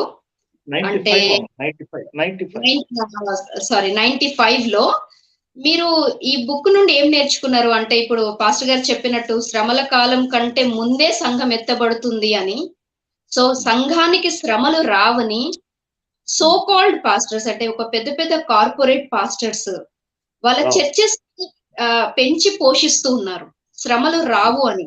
మనం చూస్తూ ఉంటుండగానే ఘోరమైన శ్రమలు వచ్చేసినాయి. కరోనా భయంకరం, అసలు ప్రపంచాన్ని లాక్డౌన్ లోకి తీసుకెళ్ళింది. ఒక మనిషి ఇంట్లో ఉన్న మనుషులే, అంటే even wife and husbands, parents and children కూడా ఒకరికొకరు దగ్గర రావడానికి భయపడ్డారు. అంటే దేవుడు అనుకుంటే ఏదైనా చేస్తారు. ఆ శ్రమలకి కరోనా టైంలోనే దానికి ఒక బెల్ అనేది రింగ్ అయింది. సో మీరు యుగాంతం గ్రంథం నుండి ఏం నేర్చుకున్నారు? శ్రమలు వస్తాయా? శ్రమల కాలాన్ని మనం ఎదుర్కోవాల్సిందేనా? క్రైస్తవ సమాజానికి మీరేం చెప్తారు? బైబిల్ ఏం చెప్తుంది పాస్టర్ గారు? ఖచ్చితంగా శ్రమల కాలంలో సంఘం ఉంటది అని బైబిల్ గ్రంథం స్పష్టంగా చెబుతూ ఉంది. శ్రమల కాలానికి ఈ మధ్య కాలంలో కూడా నన్ను ఫేస్బుక్ లో కూడా చాలా మంది ప్రశ్నలు అడుగుతూ ఉంటారు. ఒక వ్యక్తి ఒక ప్రశ్న అడిగాడు, అసలు 7 ఏండ్ల శ్రమల కాలం, 7 ఏండ్ల శ్రమల కాలం, 7 ఏండ్ల శ్రమల కాలం, మహాశ్రమ కాలం ఎక్కడుంది బైబిల్లో అని అడిగాడు. బైబిల్లో ఎక్కడుంది అంటే, అసలు 7 ఏండ్లు శ్రమల కాలం అని ఎక్కడుంది బైబిల్లో చూపి నాకంటే, అతనికి బైబిల్లో ఉన్న వచనం అది అతనికి కనపడలేదు. అంటే అతను వాక్యాన్ని శ్రద్ధగా చదవట్లేదని అనుకున్నాను. దానియేలు గ్రంథంలో 7 ఏండ్ల శ్రమలు ఎప్పుడు స్టార్ట్ అవుతాయి అని దానియేలు గ్రంథంలో ఇందాక దైవజనులు ఆ విషయాన్ని చెప్పారు. అతడు 1 వారం వరకు అనేకులతో నిబంధన చేయును అని క్లియర్గా ఉంది. వారము అనగా 7 సంవత్సరాలు. ఈ విషయాలన్నీ క్షుణ్ణంగా ఈ యుగాంత గ్రంథంలో దైవజనులు చక్కగా చెప్పారు. వారం అంటే 7 సంవత్సరాలని, అసలు వారం అంటే 7 సంవత్సరాలని ఎందుకు అనుకోవాలి? అంతకుముందు వారము అంటే 7 సంవత్సరాలని ఎందుకు అనుకోవాలి అనే విషయం మీద ఈ బుక్ లో క్లారిటీ లేదు. కానీ నాకు బైబిల్ గ్రంథంలో చూసినప్పుడు యాకోబు 7 ఏళ్ళు ఆమె భార్య కోసం కొలువు చేస్తాడు కదా, అక్కడ వారం అని రాసి ఉంటుంది. ఈమె వారం కూడా కంప్లీట్ చేయండి అనే మాట రాసి ఉంటుంది. అంటే వారము అంటే 7 సంవత్సరాలు క్లియర్ గా ఉంది. ఇంత క్లియర్ గా దేవుని వాక్యం ఉన్నా వాడు చూడలేకపోతున్నారంటే, వాళ్ళకి శ్రద్ధగా వాక్యాన్ని చదవకుండా ఉండాలి, లేదా వాళ్ళకి ఏదైనా అభిప్రాయం అన్నా వేరొక అభిప్రాయం ఉండాలి. రెండో విషయం ఏమిటంటేనమ్మా, నేను శ్రమలు ఖచ్చితంగా శ్రమల కాలంలో, అంటే ఆ 7 ఏండ్ల శ్రమల కాలంలో 3.5 సంవత్సరాల కాలంలో సంఘం ఈ భూమి మీదే ఉంటది. నేను టీచ్ చేస్తున్న అంశం కూడా ఇదే. దానికి లేఖనాధారం పుష్కలంగా ఉంది. నేను ఈ విషయాన్ని గురించి నేను ఈ గ్రంథం చదవక ముందు చాలా మీటింగ్స్ నేను అటెండ్ అయ్యేవాడిని. ఎక్కువగా నాకు రాకడ గురించిన విషయం తెలుసుకోవాలని చాలా ఆసక్తిగా ఉండేది. గుంటూరులో ఒక మీటింగ్ కి నేను అటెండ్ అయ్యాను. ఒక సభకి, ఒక పబ్లిక్ సభ. అందులో ఒక పాస్టర్ గారు, నాకు ఆశ్చర్యం వేసింది ఆయన చెప్పే మాటలు విని. సభలో పెద్ద వేల మంది సభ అది church north parish church ground లో జరిగింది సభ. నాకు బాగా గుర్తుంది. అది మేబీ అది 95 తర్వాత ఆ టైంలోనే మొత్తానికి. ఆయన సభలో మాట్లాడిన మాట ఏంటంటే, అసలు ప్రకటన గ్రంథం గురించి మనకు అనవసరం అన్నాడు. ప్రకటన గ్రంథం మనకు అవసరం లేదన్నాడు. ఎందుకు అవసరం లేదన్నాడంటే, ప్రకటన గ్రంథంలో ఉండే శ్రమలేవి మనకు రావు, ముందు వెళ్ళిపోతాం మనం పరలోకానికి వెళ్ళిపోతాం కాబట్టి ప్రకటన గ్రంథమే మనకు అనవసరం అనే మాట ఆ పెద్ద దైవజనుడు, ఆయన పేరు కూడా గుర్తులేదు కానీ నాకు ఆశ్చర్యం వేసింది. మరి అనవసరం అనుకున్నప్పుడు ప్రకటన గ్రంథం బైబిల్లో ఎందుకు ఉండాలి? దాన్ని చదువువాడు ధన్యుడు, అందులో ఉన్న విషయాలు గైకొని వారు ధన్యులు అని ఎందుకు రాయాలి? అది నాకు క్వశ్చన్ మార్క్ పడింది. ఆ తర్వాత దేవుడే ఈ గ్రంథాన్ని నా దగ్గరికి పంపించారని నమ్ముతూ ఉన్నాను. ఎందుకంటే ఇందాక మీరు ఒక మాట అన్నారు సిస్టర్ గారు, మీరు వరల్డ్ ట్రేడ్ సెంటర్ గురించి మాట్లాడారు. 20 Towers కూలిపోయినాయి కదా, అమెరికాకి అది భారీ నష్టం. అది అమెరికాకి ఇప్పుడు కూడా అమెరికా వరకు కప్పిపుచ్చుకునే ప్రయత్నం చేస్తుంది, కానీ ఇప్పటికి కూడా కోలుకోలేని పరిస్థితులు అమెరికా ఉంది ఆ నష్టం నుంచి. ఆ నష్టం అది ఓఫిర్ గారు ఆ బుక్ లో ముందే రాశారు. ఈ బుక్ లో అగ్ని ప్రళయం వలన అమెరికాను దేవుడు శిక్షించబోతున్నాడు అనే మాట ఈ యుగాంత గ్రంథంలో ఆయన రాశారు. అమ్మా నా మాట వినిపిస్తుందండి. మీరు చెప్తుంటే ఇంకా చాలా వినాలనిపిస్తుంది. చెప్పండి, కంటిన్యూ చేయండి. అందులో క్లియర్ గా రాశారు ఆయన. మరి ఈ విషయాలన్నీ పరిశుద్ధాత్మ ప్రేరణ లేకుండా రాయటం సాధ్యమా? ఈ గ్రంథాన్ని కానీ లేకపోతే ఆయన కానీ ద్వేషించే వాళ్ళని నేను అడుగుతున్నాను. అసలు చదవకుండానే ఈ గ్రంథాన్ని ఎలా ద్వేషిస్తారు? మరి నాకు తెలియదు, కానీ చాలా మంది ఈ గ్రంథాన్ని కాల్ చేశారని ఏదేదో నాకు పర్టికులర్ తెలియదు.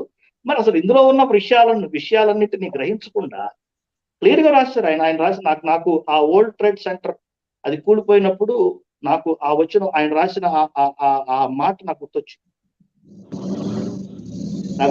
రాశారు, అగ్ని ప్రళయము వలన అమెరికాను దేవుడు శిక్షించబోతున్నాడు. క్లియర్ గా రాశారు ఆ గ్రంథం. అగ్ని ప్రళయం వల్ల అక్కడ జరిగింది అగ్ని ప్రమాదమే కదా. ఇంకా తర్వాత నేను ఎందుకు ఈ మాటలన్నీ చెప్తున్నట్టు కొన్ని విషయాలు మీ ముందుకు ఎందుకు తీసుకుని వస్తున్నానంటే, రాకడకు సూచనలు ఏంటి అనేది స్పష్టంగా బైబిల్ గ్రంథంలో చెప్పబడి ఉన్నది అని ఈ గ్రంథంలో ఆయన పరిశుద్ధాత్మ ప్రేరణతో వ్రాశారు. ఆయన వ్రాసిన మాటలు, ఆయన ఆడియో మెసేజెస్ కూడా నేను క్యాసెట్ అవి కూడా నేను వినేవాడిని. ఈ రాకడ గురించిన విషయాలు, ఈ రాకడకు సూచనలు ఏంటి అని ప్రభువును ఏకాంతంగా శిష్యుడు అడిగినప్పుడు ఆయన అనేక యుద్ధాలు, కరువులు వీటన్నిటి గురించి చెప్తూ చాలా విషయాలు చెప్పాడు. కానీ అవన్నీ స్పష్టమైన సూచనలు కాదు. ఒక స్పష్టమైన సూచన ఉంది. అది నాశనకరమైన హేయ వస్తువు నిలవరాని స్థలం మందు నిలుచుట చూడగానే చదువువాడు గ్రహించుగాక, యోదయలో ఉండేవాడు కొండలకు పారిపోవలను. దానియేలు గ్రంథంలో చెప్పబడిన హేయ వస్తువు అది ఎవరు? యాంటీ క్రైస్ట్ గురించి చెప్పబడి ఉంది. అది ఎక్కడి నుంచి ఆ యాంటీ క్రైస్ట్, ఇందాక దైవజనులు చెప్పారు, చిన్న కొమ్ము.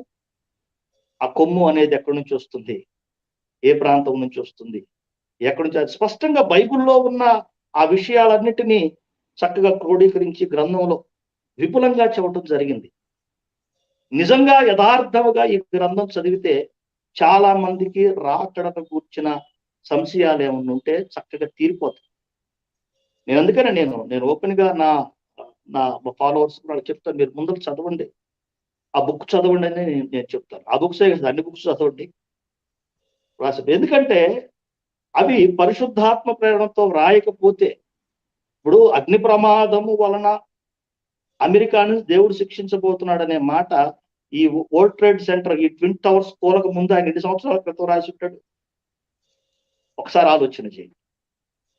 ఇది పరిశుద్ధాత్మ ప్రేరణతో రాయకపోతే సాధ్యము కాదు అని నేను దృఢంగా నమ్ముతూ ఉన్నాను. ఇంకా చాలా విషయాలు ఉన్నాయి, ఇవన్నీ చెప్పడానికి సమయం అనుకూలంగా లేదు కాబట్టి ఇట్లాంటి విషయాలు చాలా చాలా ఉన్నాయి. ఇటువంటి చాలా విషయాలు ఈ గ్రంథంలో నేను చక్కగా నేను ఆ గ్రంథం చదివిన తర్వాత నాకు నేను ప్రేయర్ చేసేవాడు. నేను ప్రార్థన, ప్రభువా నాకేం తెలియదు, నాకు ఈ విషయాలన్నింటి గురించి నాకు ఒక స్పష్టమైన నాకు అవగాహన కావాలి ప్రభా. నేను ఖచ్చితంగా మోకరించి ప్రేయర్ చేసినప్పుడు దేవుడు ఈ విషయాలన్నింటినీ నాకు ఈ గ్రంథం ద్వారా, బైబిల్ ద్వారా నాకు తెలియజేశాడు. నేను యాక్చువల్ గా ఏ బైబిల్ కాలేజీకి వెళ్ళలేదు, నేను ఎక్కడ బైబిల్ ట్రైనింగ్ కూడా అవ్వలేదు. కేవలం దేవుని కృప వలన, దేవుడు ఈ విషయాలన్నీ నాకు బయలుపరచడం వలన, ఇప్పుడు ఈ బుక్ ఇందాక చెప్పాను, ఈ బుక్ చదివినంత మాత్రాన అర్థమైంది అనుకుంటే మాత్రం అది కూడా పొరపాటు అని చెప్పాను ఇందాక. ఎందుకంటే ఇది ఒక పరిశుద్ధాత్మ ప్రేరణతో, బైబిల్ ఎలాగైతే పరిశుద్ధాత్మ ప్రేరణతో వ్రాయబడి ఉందో ఆ విషయాలన్నింటినీ కూడా స్పష్టంగా క్రోడీకరించి పరిశుద్ధాత్మ ప్రేరణతోనే ఆయన వ్రాశారు. కాబట్టి ఆ విషయాలు కూడా పరిశుద్ధాత్మ దేవుని సహాయం ఉంటే తప్ప అర్థం కాదని నేను దృఢంగా నమ్ముతూ ఉన్నాను. థ్యాంక్ యూ పాస్టర్ గారు, చాలా చక్కగా విషయాన్ని మాకు వివరించి చెప్పారు. వరల్డ్ ట్రేడ్ సెంటర్ గురించి అది వెళ్ళిపోవడం, అప్పుడు ఒక ఆర్టికల్ కూడా దైవజనం రాసినట్టు చూసాను, ఒమేగా స్వరంలో రాసినట్టు. ఓకే ఓకే ఓకే నేను ఆ ఒమేగా స్వరం అది చదవలేదు, కానీ ఇది ఈ బుక్ లో క్లియర్ గా ఆయన రాశారు. అమెరికా ఎలా నిర్వీర్యం అయిపోతుందో బైబిల్ గ్రంథంలో లేఖనాల్లో చెప్పలేదు, కానీ అగ్ని ప్రళయం వలన అమెరికాను దేవుడు శిక్షించబోతున్నాడు అనే మాట మాత్రం రాసింది. అండ్ ఇంకొక విషయము, అంటే ఇంత విలువైన గ్రంథాన్ని కాల్ చేశారు, నా మనసులో కూడా అది వచ్చింది. నేను అలా అనుకుంటున్నాను, మీరు చెప్పారు. అంటే పాస్టర్ ఏసన్న గారు, హోసన్న మినిస్ట్రీస్ ఏసన్న గారు గుంటూరు గుంట గ్రౌండ్స్ లో 5 గ్రంథాన్ని కాల్ చేశారు. అన్నట్టు మరి పాస్టర్ గారు చదవలేదు, చాలా మిస్ అయిపోయారు. పర్వాలేదు, పరదేశంలో ఉంది, ఇప్పుడు తెలుసుకొని ఉంటారు. చాలా మంది అపార్థం చేస్తున్నారు. చాలా మంది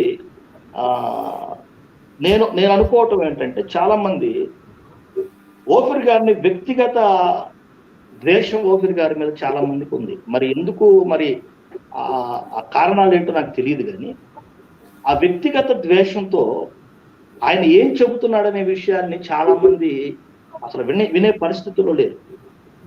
ఆయన ఏం చెబుతున్నాడు అనే విషయాన్ని అసలు అర్థం చేసుకునే పరిస్థితుల్లో కూడా చాలా మంది లేదు. అంటే కొన్ని మరి ఇవి ఎంతవరకు వాస్తవాలు అనేది మనకు తెలియదు. బైబిల్ గ్రంథం ఇందాక అదే యుగాంత గ్రంథం ఏసన్న గారికి కాల్ చేశారు అనే విషయాలు ఉన్నాయి కదా. చాలా మంది దైవజనులు నేను విన్నాను, చాలా మంది పెద్ద దైవజనులు కూడా ఓఫీర్ గారు ఒక అబద్ధ ప్రవక్త, మరి ఎలా డిసైడ్ చేశారో మరి నాకేం తెలియదు, కానీ మరి ఎందుకు అలా అనుకుంటే వ్యక్తిగత ద్వేషం అయితే చాలా మందికి ఉంది. ఇప్పుడు ఒక ఇందాక దైవజనులు చక్కగా చెప్పారు కదా, సంగతి వెనక మురుకు ప్రత్యుత్తర అడుగుకునేవాడు బుద్ధిహీనుడు అనే విషయం. చాలా మంది ఈ బుద్ధిహీనతలోనే ఉన్నారని నేను అనుకుంటూ ఉన్నాను. చాలా మంది ఇటువంటి బుద్ధిహీనతలోనే ఉన్నారు. వారికి దేవుడు బుద్ధి దయచేయాలని నేను ప్రార్థన చేస్తున్నాను. థ్యాంక్ యూ పాస్టర్ గారు. పాస్టర్ రఘుయేల్ గారు, అంటే విషయాలు డిస్కస్ చేయడానికి చాలా ఉన్నాయి, కానీ ఒక్క విషయం, ఇప్పుడు సునీల్ పాస్టర్ గారు చెప్పినట్టు, ఎందుకు ఒక వ్యక్తి మీద అంత ద్వేషము? మామూలుగా ఒక క్రైస్తవుడు అయినందుకు మనం ద్వేషించొద్దు, ప్రేమించాలి అనుకుంటుంది. ఎటువంటి వ్యక్తినైనా ప్రేమించాలి, సైతాన్ని తప్ప. ఒక వ్యక్తిని క్రైస్తవ్యంలోనే ఉండి వాళ్ళు ఏం చెప్తున్నా వినకుండా అంత ద్వేషిస్తున్నారు. ఇప్పుడు పాస్టర్ గారు చెప్పినట్టు, అంటే ఈ యొక్క చర్చకి బహుశా లాస్ట్, ఎందుకంటే సమయాన్ని బట్టి మనం ముగించాలి. ఎందుకంటే ద్వేషం వస్తుంది వాళ్ళకి? మరి ఇలా ద్వేషించే వాళ్ళకి దేవుడైనా బుద్ధి చెప్పే పనులు ఏదైనా చేయబోతున్నారా? కారణం ఏంటి? విషయాలు అంటే బిబ్లికల్ గా మాకు ఏదైనా చెప్తారు? మా ఆనాడు దావీదు భక్తుణ్ణి సౌలు ద్వేషించాడు. కారణం ఏంటి? మరి పౌలుని అప్పల్లో నా కంచరివాడు నాకు చాలా కీడు చేశాడు, మా మాటలు ఎదిరించాడని తిమోతి పత్రికలో రాశాడు. పౌలుని ఎందుకు ద్వేషించాడు వాడు?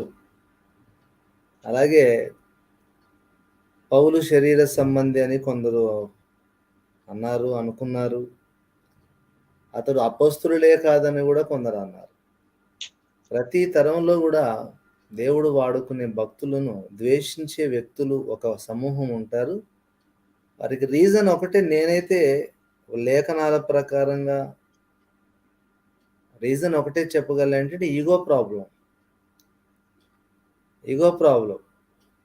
సౌలు దావీదుని ఎందుకు ద్వేషించాడంటే, దావీదు ఆ ఫిలిస్తీయుని చంపి వచ్చినప్పుడు సౌలు 1000 కొలదిగాను, దావీదు 10,000 కొలదిగాను శత్రువులను చంపారని పాటలు పాడారు.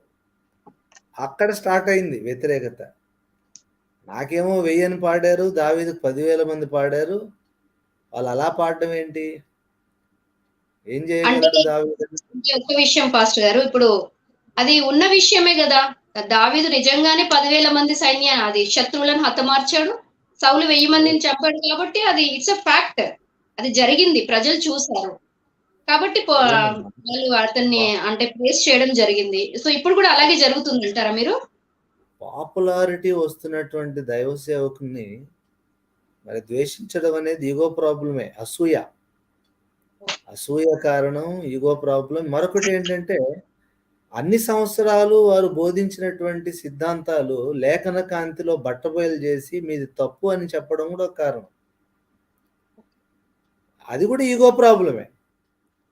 రంజీ తోఫిల్ గారు లేఖన ప్రకారంగా ఒకప్పుడు విచిత్రం ఏంటంటే, యుగాంతం గ్రంథములో దేవుడు బయలుపరిచిన విషయాన్ని రంజీ తోఫిల్ గారికి దేవుడు బయలుపరచక ముందు ఆయన కూడా ప్రీ ట్రిబ్యులేషన్ థియరీ బోధించారు, తెలుసా?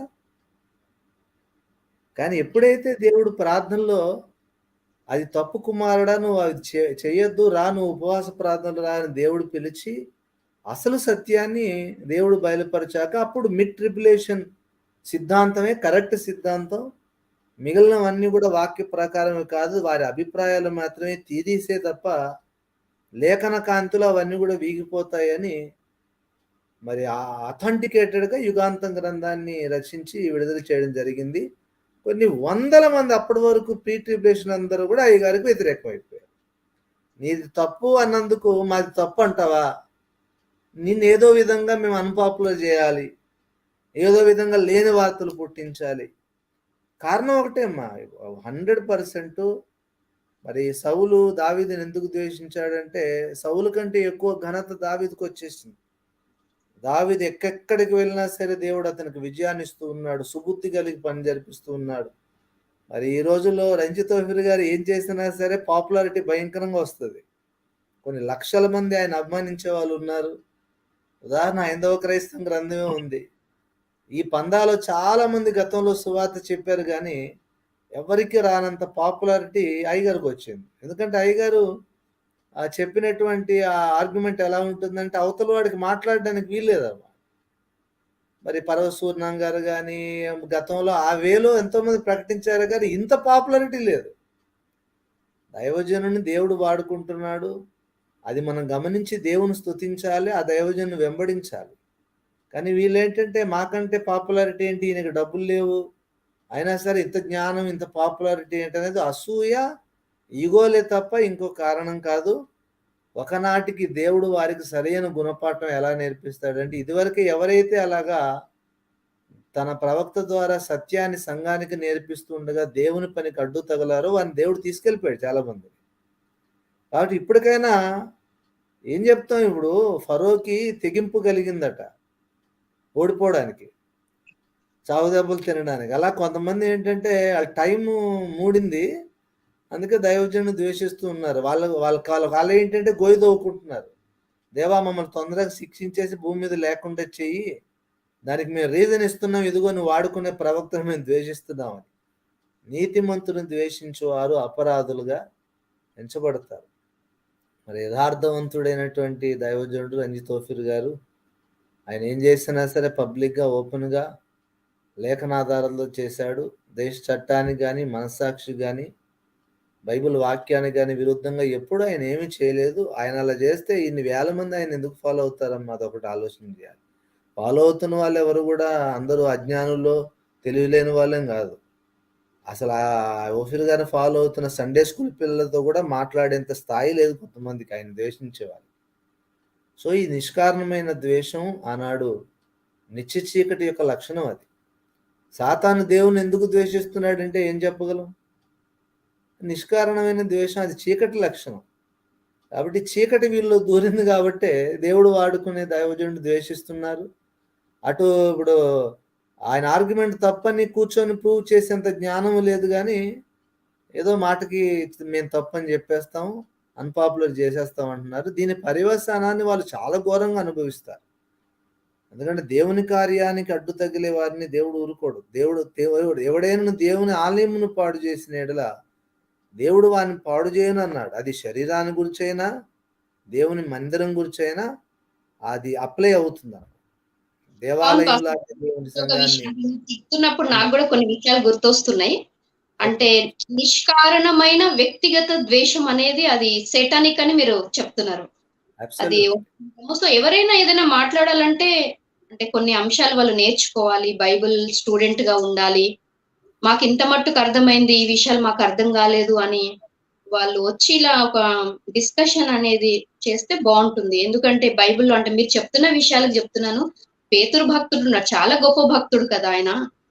ఒక టైం వచ్చినప్పుడు పౌలు భక్తుని చాలా గ్రేట్ గా చెప్తాడు ఆయన. అంటే ఆయనకి ఇచ్చిన ప్రత్యక్షతలు చాలా గొప్ప అంటాడు. అవి విద్యా విహీనులు గ్రహించలేరు అంటారు. అలాంటప్పుడు మరి అంటే ఒక దైవజనుడికి దేవుడు ప్రత్యక్షతలు ఇచ్చాడు, నాకు ఇంత మట్టుకు ఇచ్చాడు. ఇప్పుడు లైక్ సునీల్ పాస్టర్ గారు హిస్సోపు మినిస్ట్రీస్ నుండి ఉన్నారు. ఆయన ఒక సేవకుడు, ఆయన ఒక అంటే వేరే మినిస్ట్రీలో వర్క్ చేస్తున్నారు. బట్ నాకు ఇవ్వని ప్రత్యక్షతలు రంజిత్ ఓఫీర్ గారికి ఇచ్చారని గ్రహించి ఆ బుక్ మరి చదవడం జరిగింది కదా. అంటే అటువంటి సున్నతి కలిగిన మనస్సు ఈ కాలంలో కనుమరుగైపోయింది. అంటే ఎంతసేపు ఒక దైవజనుని డిఫేమ్ చేయడము, అది మీరు చెప్పినట్టు క్షమించరాని నేరం. అండ్ మరొక విషయము, అంటే మీరు చెప్పిన దాంట్లో నేను అంటే కంక్లూజన్ అనేది రావాలి. సో మొర్దెకైని హామాను యూదులను మొర్దెకైని భయంకరంగా ద్వేషిస్తాడు. మరి అతను చరిత్రలో లేకుండా అయిపోయాడు. కయీను హేబేలు మనకు ఫస్ట్ జెనసిస్ లోనే వస్తుంది కదా. సో మరి హేబేలును నిష్కారణంగా ద్వేషిస్తాడు, కయీను చరిత్రలో లేడు, భ్రష్టు పట్టిపోయిండు. అంటే ఇది ఒక అంటే సీరియస్ ఇష్యూ, ఒక దైవజనుని ద్వేషించడం అనేది. మీ యొక్క అంటే మీరు చేసిన చర్చ ద్వారా మాకు తెలుస్తుంది పాస్టర్ గారు. Thank you. ఒక మాట అమ్మ, ప్రేమించడానికి మనకు కారణాలు అవసరం లేదు, కానీ ద్వేషించడానికి మాత్రం ఖచ్చితమైన కారణం ఉండాలి. ప్రేమించడానికి కారణాలు అవసరం లే. దేవుడు నిష్కారణంగా మనల్ని ప్రేమించాడు. మనలో ఎన్నో లోపాలు బలహీనతలున్నా ఆయన మనల్ని ప్రేమిస్తూనే ఉన్నాడు. కానీ ఒక వ్యక్తిని ద్వేషించాలంటే చాలా న్యాయమైన బలీయమైన కారణం ఉండాలి. మరి ఈ నిష్కారణమైన ద్వేషం పుట్టిన తర్వాత అది లేని కారణాలను వెతుకుంటుంది. ఆ రీజన్స్ అన్నిటిని కూడా చూస్తే అవి ఏం రీజన్స్ కాదు. కాబట్టి అసలు వాళ్ళని పేతురు స్థాయితో అసలు పోల్చనే కూడదు వాళ్ళు. మనం మరి సునీల్ గారు లాంటి సేవకులు బయట మినిస్ట్రీస్లో చాలా మంది ఉన్నారు. ఇప్పుడు దేవదాసాయి గారిని కూడా అవహేళన చేసే మూర్ఖతరం ఒకటి ఈ తరంలో బయలుదేరింది. మార్టిన్ లూథర్ గారు అసలు మొట్టమొదటిగా బైబిల్ని ప్రజల వాడుక భాషలోనికి అనువదించిందే మార్టిన్ లూథరు. మార్టిన్ లూథర్కే బైబిల్ తెలియదనే భ్రష్టులు ఉన్నారు. మరి ఈ తరంలో ఏం చేద్దాం? పేతురు కాలిగొట్టి కూడా వాళ్ళు మనం పోల్చకూడదు. మరి అన్ని డినామినేషన్లో కూడా యథార్థవంతులు ఉన్నారు. దేవుడు తన సేవకుల ద్వారా లేఖనానుసారమైన సత్యం బయలుపరిస్తే పాస్టర్ సునీల్ గారి లాగా విశాల హృదయంతో వేరే డినామినేషన్ అయినట్టు కూడా ఇది సత్యం అని యథార్థంగా ఒప్పుకున్న వాళ్ళు ఉన్నారు. న్యాయపీఠం ముందు తప్పక దేవుడు వారిని మెచ్చుకుంటాడు. వాళ్ళ వెనకాల జనాలు ఉన్నారా, డబ్బులు ఉన్నాయా, అది దేవునికి లెక్క కాదమ్మా. దేవుని ఎదుట మన హృదయం ఎంత యథార్థంగా ఉన్నదో అదే దేవునికి లెక్క. సునీల్ గారు చూడండి, హిస్సోప్ మినిస్ట్రీస్లో యుగాంత గ్రంథం చదవగానే ఇది కరెక్ట్ వాక్య ప్రకారం అని, మరి ఎందుకు ఓఫీర్ గారిని ద్వేషిస్తున్నారో నాకైతే అర్థం కాదని చాలా ఓపెన్గా మాట్లాడారు. ఇప్పుడు యేసన్న గారే ఉన్నారు. మీరు పేరు బయటకు చెప్పారు గనక నేను చెప్పాల్సి వస్తుంది. దేవుడు ఆయన వాడుకున్న దైవజనుడు ఎన్నో పాటల ద్వారా ఎన్నో ఆత్మలను రక్షణలోనికి ఆయన నడిపించారు. ఆయన చేసిన తప్పుకు తర్వాత ఆయన పశ్చాత్తాపడి ఉండొచ్చు, అది మనకు తెలియకపోవచ్చు. సో మనం అంతగా ఆయా భక్తుని యొక్క పేరు మనం నెగిటివ్ విషయాలు మనం చెప్పకపోవడమే మంచిది. అయితే ఎందుకు ఆయన కాల్ చేశాడంటే ఒక్క పాయింటే, ప్రకటన గ్రంథంలో ఆ రాజమాత ఇశ్రాయేలు జనాంగం అని ఓఫీర్ గారు చెప్పారు. ఆయన ఏంటంటే అది సంఘమే వ్యూహిత మరి అది సంఘమే అనే పాట కూడా రాసేశాడు. అరే నువ్వు చెప్పింది తప్పు బాబు, అది సంఘం కాదు, అది ఇశ్రాయేలు జనాంగానికి ఆ స్త్రీ సూచన.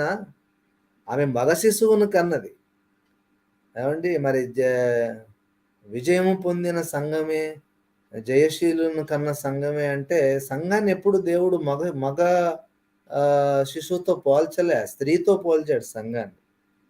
మరి ఆ 1260 దినాలు 3.5 సంవత్సరాల అరణ్యంలో తలదాచుకుంటున్నటువంటి ఆ స్త్రీ ఇశ్రాయేలు జనాంగం అని చెబితే నేను చెప్పిన తప్పంటావని ఒక పాయింట్ని బట్టి కూడా ఆయన కాల్ చేశారు. ఆయన తెలియదు పూర్తిగా. సునీల్ గారు చెప్పారు కదా, నేను ఒకప్పుడు పొరపాటు చేశాను, బైబిల్లో ఏదో ఒక ముక్క దొరికినంత మాత్రం అది సత్యం అనుకోకూడదంటే, బైబిల్లో మాటే సత్యం కాదు అనుకుంటాడు ఈ దైవజనుడు అని ఆపేశాడట. తర్వాత మళ్ళీ దేవుడు ఆ వాక్య సారాంశం అనేది సత్యం అనేది కంక్లూజన్ చదివాక అప్పుడు ప్రత్యక్షత కలిగింది. అలాగే యేసన్ గారు కూడా ఏంటంటే పూర్తి కాకుండా అదొక పాయింట్ నేను తప్పు అంటావు అని చెప్పి కాల్చి ఉండొచ్చు, తర్వాత అలా కాదని రియలైజ్ అయ్యి కూడా ఉండొచ్చు. చెప్తున్నాం కదమ్మా, పూర్తిగా వినాలి, పూర్తిగా వెంబడించాలి, పూర్తిగా తెలుసుకున్న తర్వాత మరి కారణం లేకుండా ఎవరిని ద్వేషించకూడదు. అది ఫైనల్. ఇప్పుడు మన టాపిక్ కూడా చాలా డిబేట్ అయినట్టుంది ఈ సబ్జెక్ట్ నుంచి, అయినా క్షేమాభివృద్ధికరమైన విషయాలే. పర్వాలేదు పాస్టర్ గారు, అంటే టాపిక్ ఏం డైవర్ట్ కాలేదు, ఎందుకంటే మనం వేసే పోస్టర్లో అన్ని పాయింట్స్ మనం రాయలేము. So we're in the point, మనం మన డిస్కషన్ లోనే ఉన్నాము, డోంట్ వరీ. అంటే అది అవసరం కూడా. ఫైనల్ గా లాస్ట్ ఒక్క మాట పాస్టర్ జేమ్స్ గారిని అడుగుతున్నాను. ఇప్పుడు అంత్యకాల సంభవాలు అంటే బైబిల్లో చెప్పిన ప్రకారం స్టార్ట్ అయిపోయినాయి. యేసయ్య రాకడకి ముందు ఏమేమి జరుగుతాయో అవి ఆ సంభవాలు ఆల్మోస్ట్ స్టార్ట్ అయిపోయినాయండి. అయితే ఇప్పుడు యుగాంత గ్రంథంలో కూడా బైబిల్లో మనకు అర్థం కాని సంగతులే మీరు చెప్పినట్టు దేవుడు రంజిత్ ఓఫీర్ గారికి రెవల్యూషన్ ఇచ్చి ఆ గ్రంథాన్ని రాయించారు. సో దీన్ని బట్టి క్లియర్ గా ఏం జరగబోతుందో అర్థమైంది. మరి ఇప్పుడు ఈ వేదిక నుండి మీరు క్రైస్తవులకు, అంటే ఈ యొక్క సత్యాన్ని ద్వేషించే వాళ్ళకి, దైవజనులను ద్వేషించే వాళ్ళకి అండ్ దేవుణ్ణి ప్రేమించే బిడ్డలకి మీరు ఎటువంటి అంటే మాటలు తెలియజేస్తారు? వారికి ఏం చెప్పాలనుకుంటున్నారు? దయచేసి చెప్పాల్సిందిగా మనవి చేస్తాను. నేను ఆ ప్రశ్నకు సమాధానం చెప్పడానికంటే ముందుగా ఇంతకు ముందు మాట్లాడిన విషయాన్ని కాస్త క్లారిటీ ఇద్దాం అనుకుంటున్నాను. ఎందుకు ఓఫీర్ గారి గ్రంథాలను వారు ద్వేషించారు, కారణం ఏంటి అని కొంత డిస్కస్ చేశారు. అన్న సునీల్ అన్న కానీ రఘువీల్ అన్న కానీ చాలా మంచి సమాధానం చెప్పారు. అవును, ఒకటి ద్వేషము, ఒకటి అసూయ, రెండోది వారి బోధనలు తప్పన్నారు కాబట్టి. నేను వీటన్నిటికంటే ఇంకొకటి, వీటితో కలిపి ఇంకొకటి యాడ్ చేస్తాను. ఏంటంటే సైతానుకు దేవుని సేవ పెరగటం, దేవుని సంఘానికి సత్యము బయలుపడటం కానీ వాడికి. కాబట్టి ఓఫీర్ గారి నోట్లో నుండి, కళల్లో నుండి బయటకు రాకుండా వాడు ఆపలేడు. దేవుని చేతిలో ఉన్నాడు. ఆ సందేశం ప్రజలకు పోకుండా ఆపచ్చు. ఇలాంటి కొంతమంది వ్యక్తుల ద్వారా వాడుకొని ఆ సత్యం లోపలికి పోకుండా, సంఘంలోకి చేరకుండా వాడు వేసిన పాచిక, వాడు చేసిన పని అందులో ఆయన కూడా ఆ సాతాను ప్రార్థన పడ్డాడు. ఎందుకు చెప్తున్నానంటే, ఇదే దైవజనుడైనటువంటి యేసన్న గారు అనేక సార్లు ఓఫీర్ గారిని పిలిచి 100 మందికి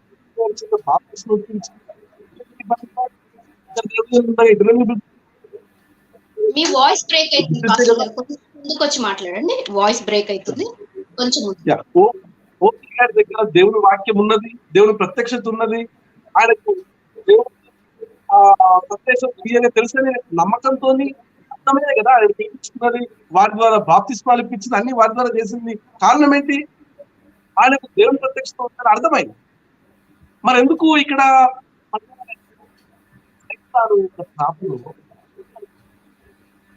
ఆ యేసన్న కాదు ఇంకా చాలా మంది పడిపోయారు. దానికి ఒక మాట అభిమానులు అండ్ చాలా మంది నన్ను వ్యతిరేకించవచ్చు కాబట్టి ఒక మాట చెప్తారు ఈ సందర్భంలో.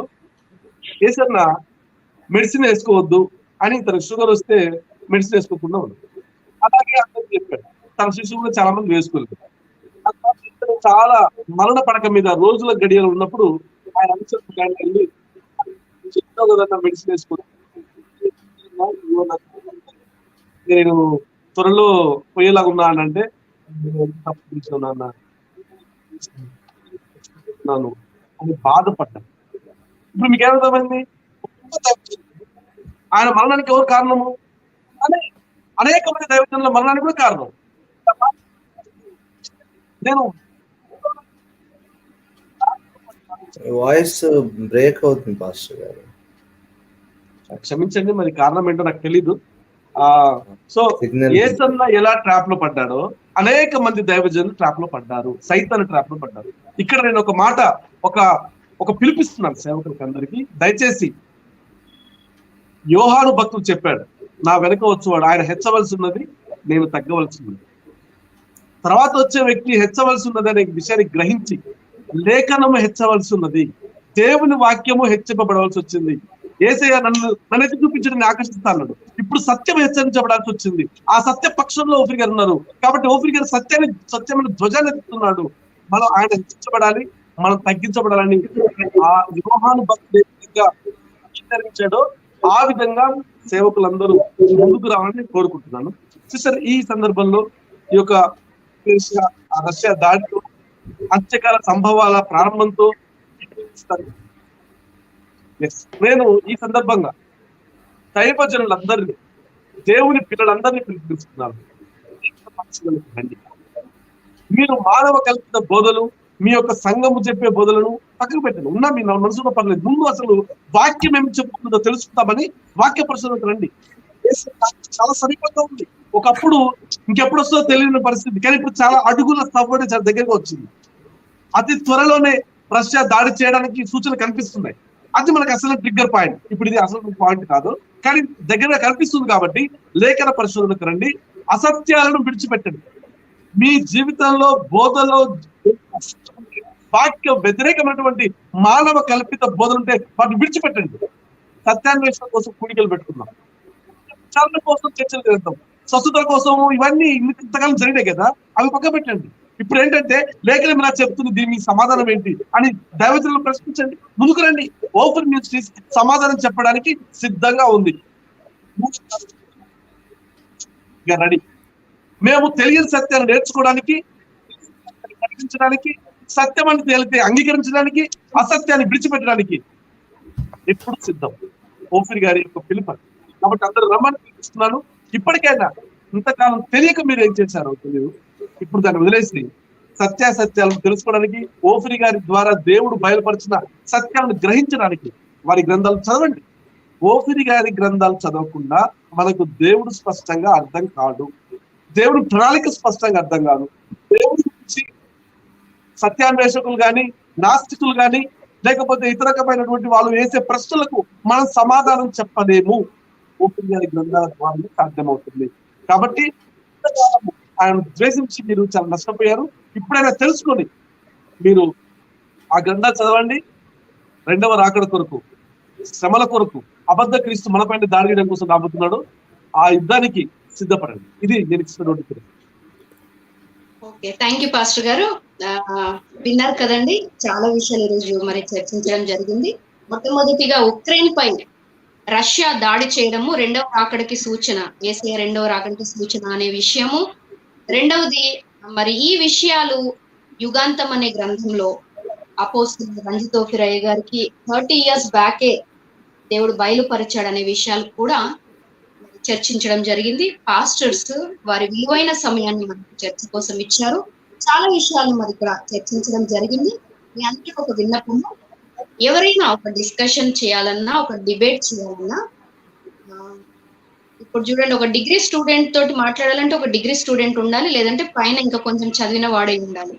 అంతేగాని ఫస్ట్ క్లాస్ స్టూడెంట్ ని తీసుకొచ్చి డిగ్రీ చేసిన వాళ్ళతోటి కూర్చోబెట్టి మనము డిస్కస్ కానీ డిబేట్ కానీ మనము డిస్కషన్ ఏది కూడా ఉండదు. అంటే కొంత ఈక్వల్ గా ఉండాలి అప్రాక్సిమేట్లీ అనేది. సో చక్కగా జేమ్స్ గారు దాన్ని వివరించారు. మళ్ళీ వినండి. ఈ యొక్క సత్య విషయాలన్నీ, ఇక్కడ చర్చింపబడిన విషయాలన్నీ కూడా మీ స్నేహితులు, తర్వాత మీ బంధువులకు అందరికీ కూడా ఈ విషయాలను మీరు తెలియచేయండి. అయితే మీకు ఇప్పటికీ వ్యూవర్స్ కొంతమంది మరి చూస్తూ ఉన్నారు, అసలు బుక్ అంటున్నారండి, మళ్ళీ యుగాంతం బుక్ ఎక్కడ దొరుకుతుంది అనేసి. సో ఊఫిర్ పబ్లికేషన్స్ నేను ఇన్ఛార్జ్ వారి యొక్క నంబర్ ఇస్తున్నానండి. ఆ నంబర్ నోట్ చేసుకోండి. ఆఫీస్ కి మీరు ఫోన్ చేస్తే ఈ బుక్ యుగాంతం అనే బుక్ అవైలబుల్ గా ఉంటుంది. Office manager of Ophir ministries. Contact number వచ్చేసి 9908773000.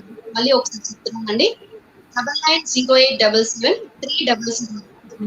లక్ష్మణ్ గారికి మీరు కాంటాక్ట్ చేస్తే మీ అడ్రస్ ఇది ఒకవేళ ఇచ్చారనుకోండి, మీకు బై పోస్ట్ వాళ్ళు పంపిస్తారు. చేయండి. ఇంకా విలువైన సమాచారం రెండవ రకం ఎదురు చూస్తుంది, ఎప్పుడు వస్తాడు. సో ఇక్కడ ఆయన ప్రామిస్ చేసి బేసిక్ వస్తున్నాడు సంభవాలు జరగాలి. వాయిస్ బ్రేక్ అవుతుందమ్మా, కంప్లీట్లీ వాయిస్ బ్రేక్ అవుతుంది. ఆ సంఘటనలన్నీ కూడా జరగడం మరి ఆరంభమైనవి. ఇప్పుడు ఈ విషయాలన్నీ కూడా మనం ఈ డిస్కషన్ లో తెలుసుకున్నాము. ఇంకా మళ్ళీ వాటిని రిపీట్ చేయాల్సిన అవసరం లేదు. అండ్ ఎవరెవరైతే ఈ యొక్క చర్చని మీరు వీక్షించున్నారో వారందరికీ ప్రత్యేకమైన వందనాలు తెలియజేసుకుంటున్నాను. ఈ చర్చ కోసం తమ విలువైన సమయాన్ని ఇచ్చిన పాస్టర్ సునీల్ గారు, hyssop ministries from Guntur. Pastor గారు థ్యాంక్ యూ సో మచ్ అండి మీకు. అండ్ పాస్టర్ రఘుయేల్ గారు from Vizag, thank you pastor గారు for joining us. And pastor James Jagadish గారు from Nalgonda, thank you pastor గారు, మీకు కూడా మాతో జాయిన్ అయ్యి చాలా విషయాలు చెప్పారు. మాకు తెలియని ఎన్నో మేము ఈరోజు నేర్చుకున్నాము. Thank you. అండ్ ఇంకొక విషయం, ఓఫిర్ మినిస్ట్రీస్ యూట్యూబ్ ఛానల్ ని లైక్ చేయండి, షేర్ చేయండి. తప్పకుండా అక్కడ ఉన్న బెల్ ఐకాన్ ని హిట్ చేయండి అండ్ సబ్స్క్రైబ్ చేసుకోండి. Thank you so much. Praise the lord.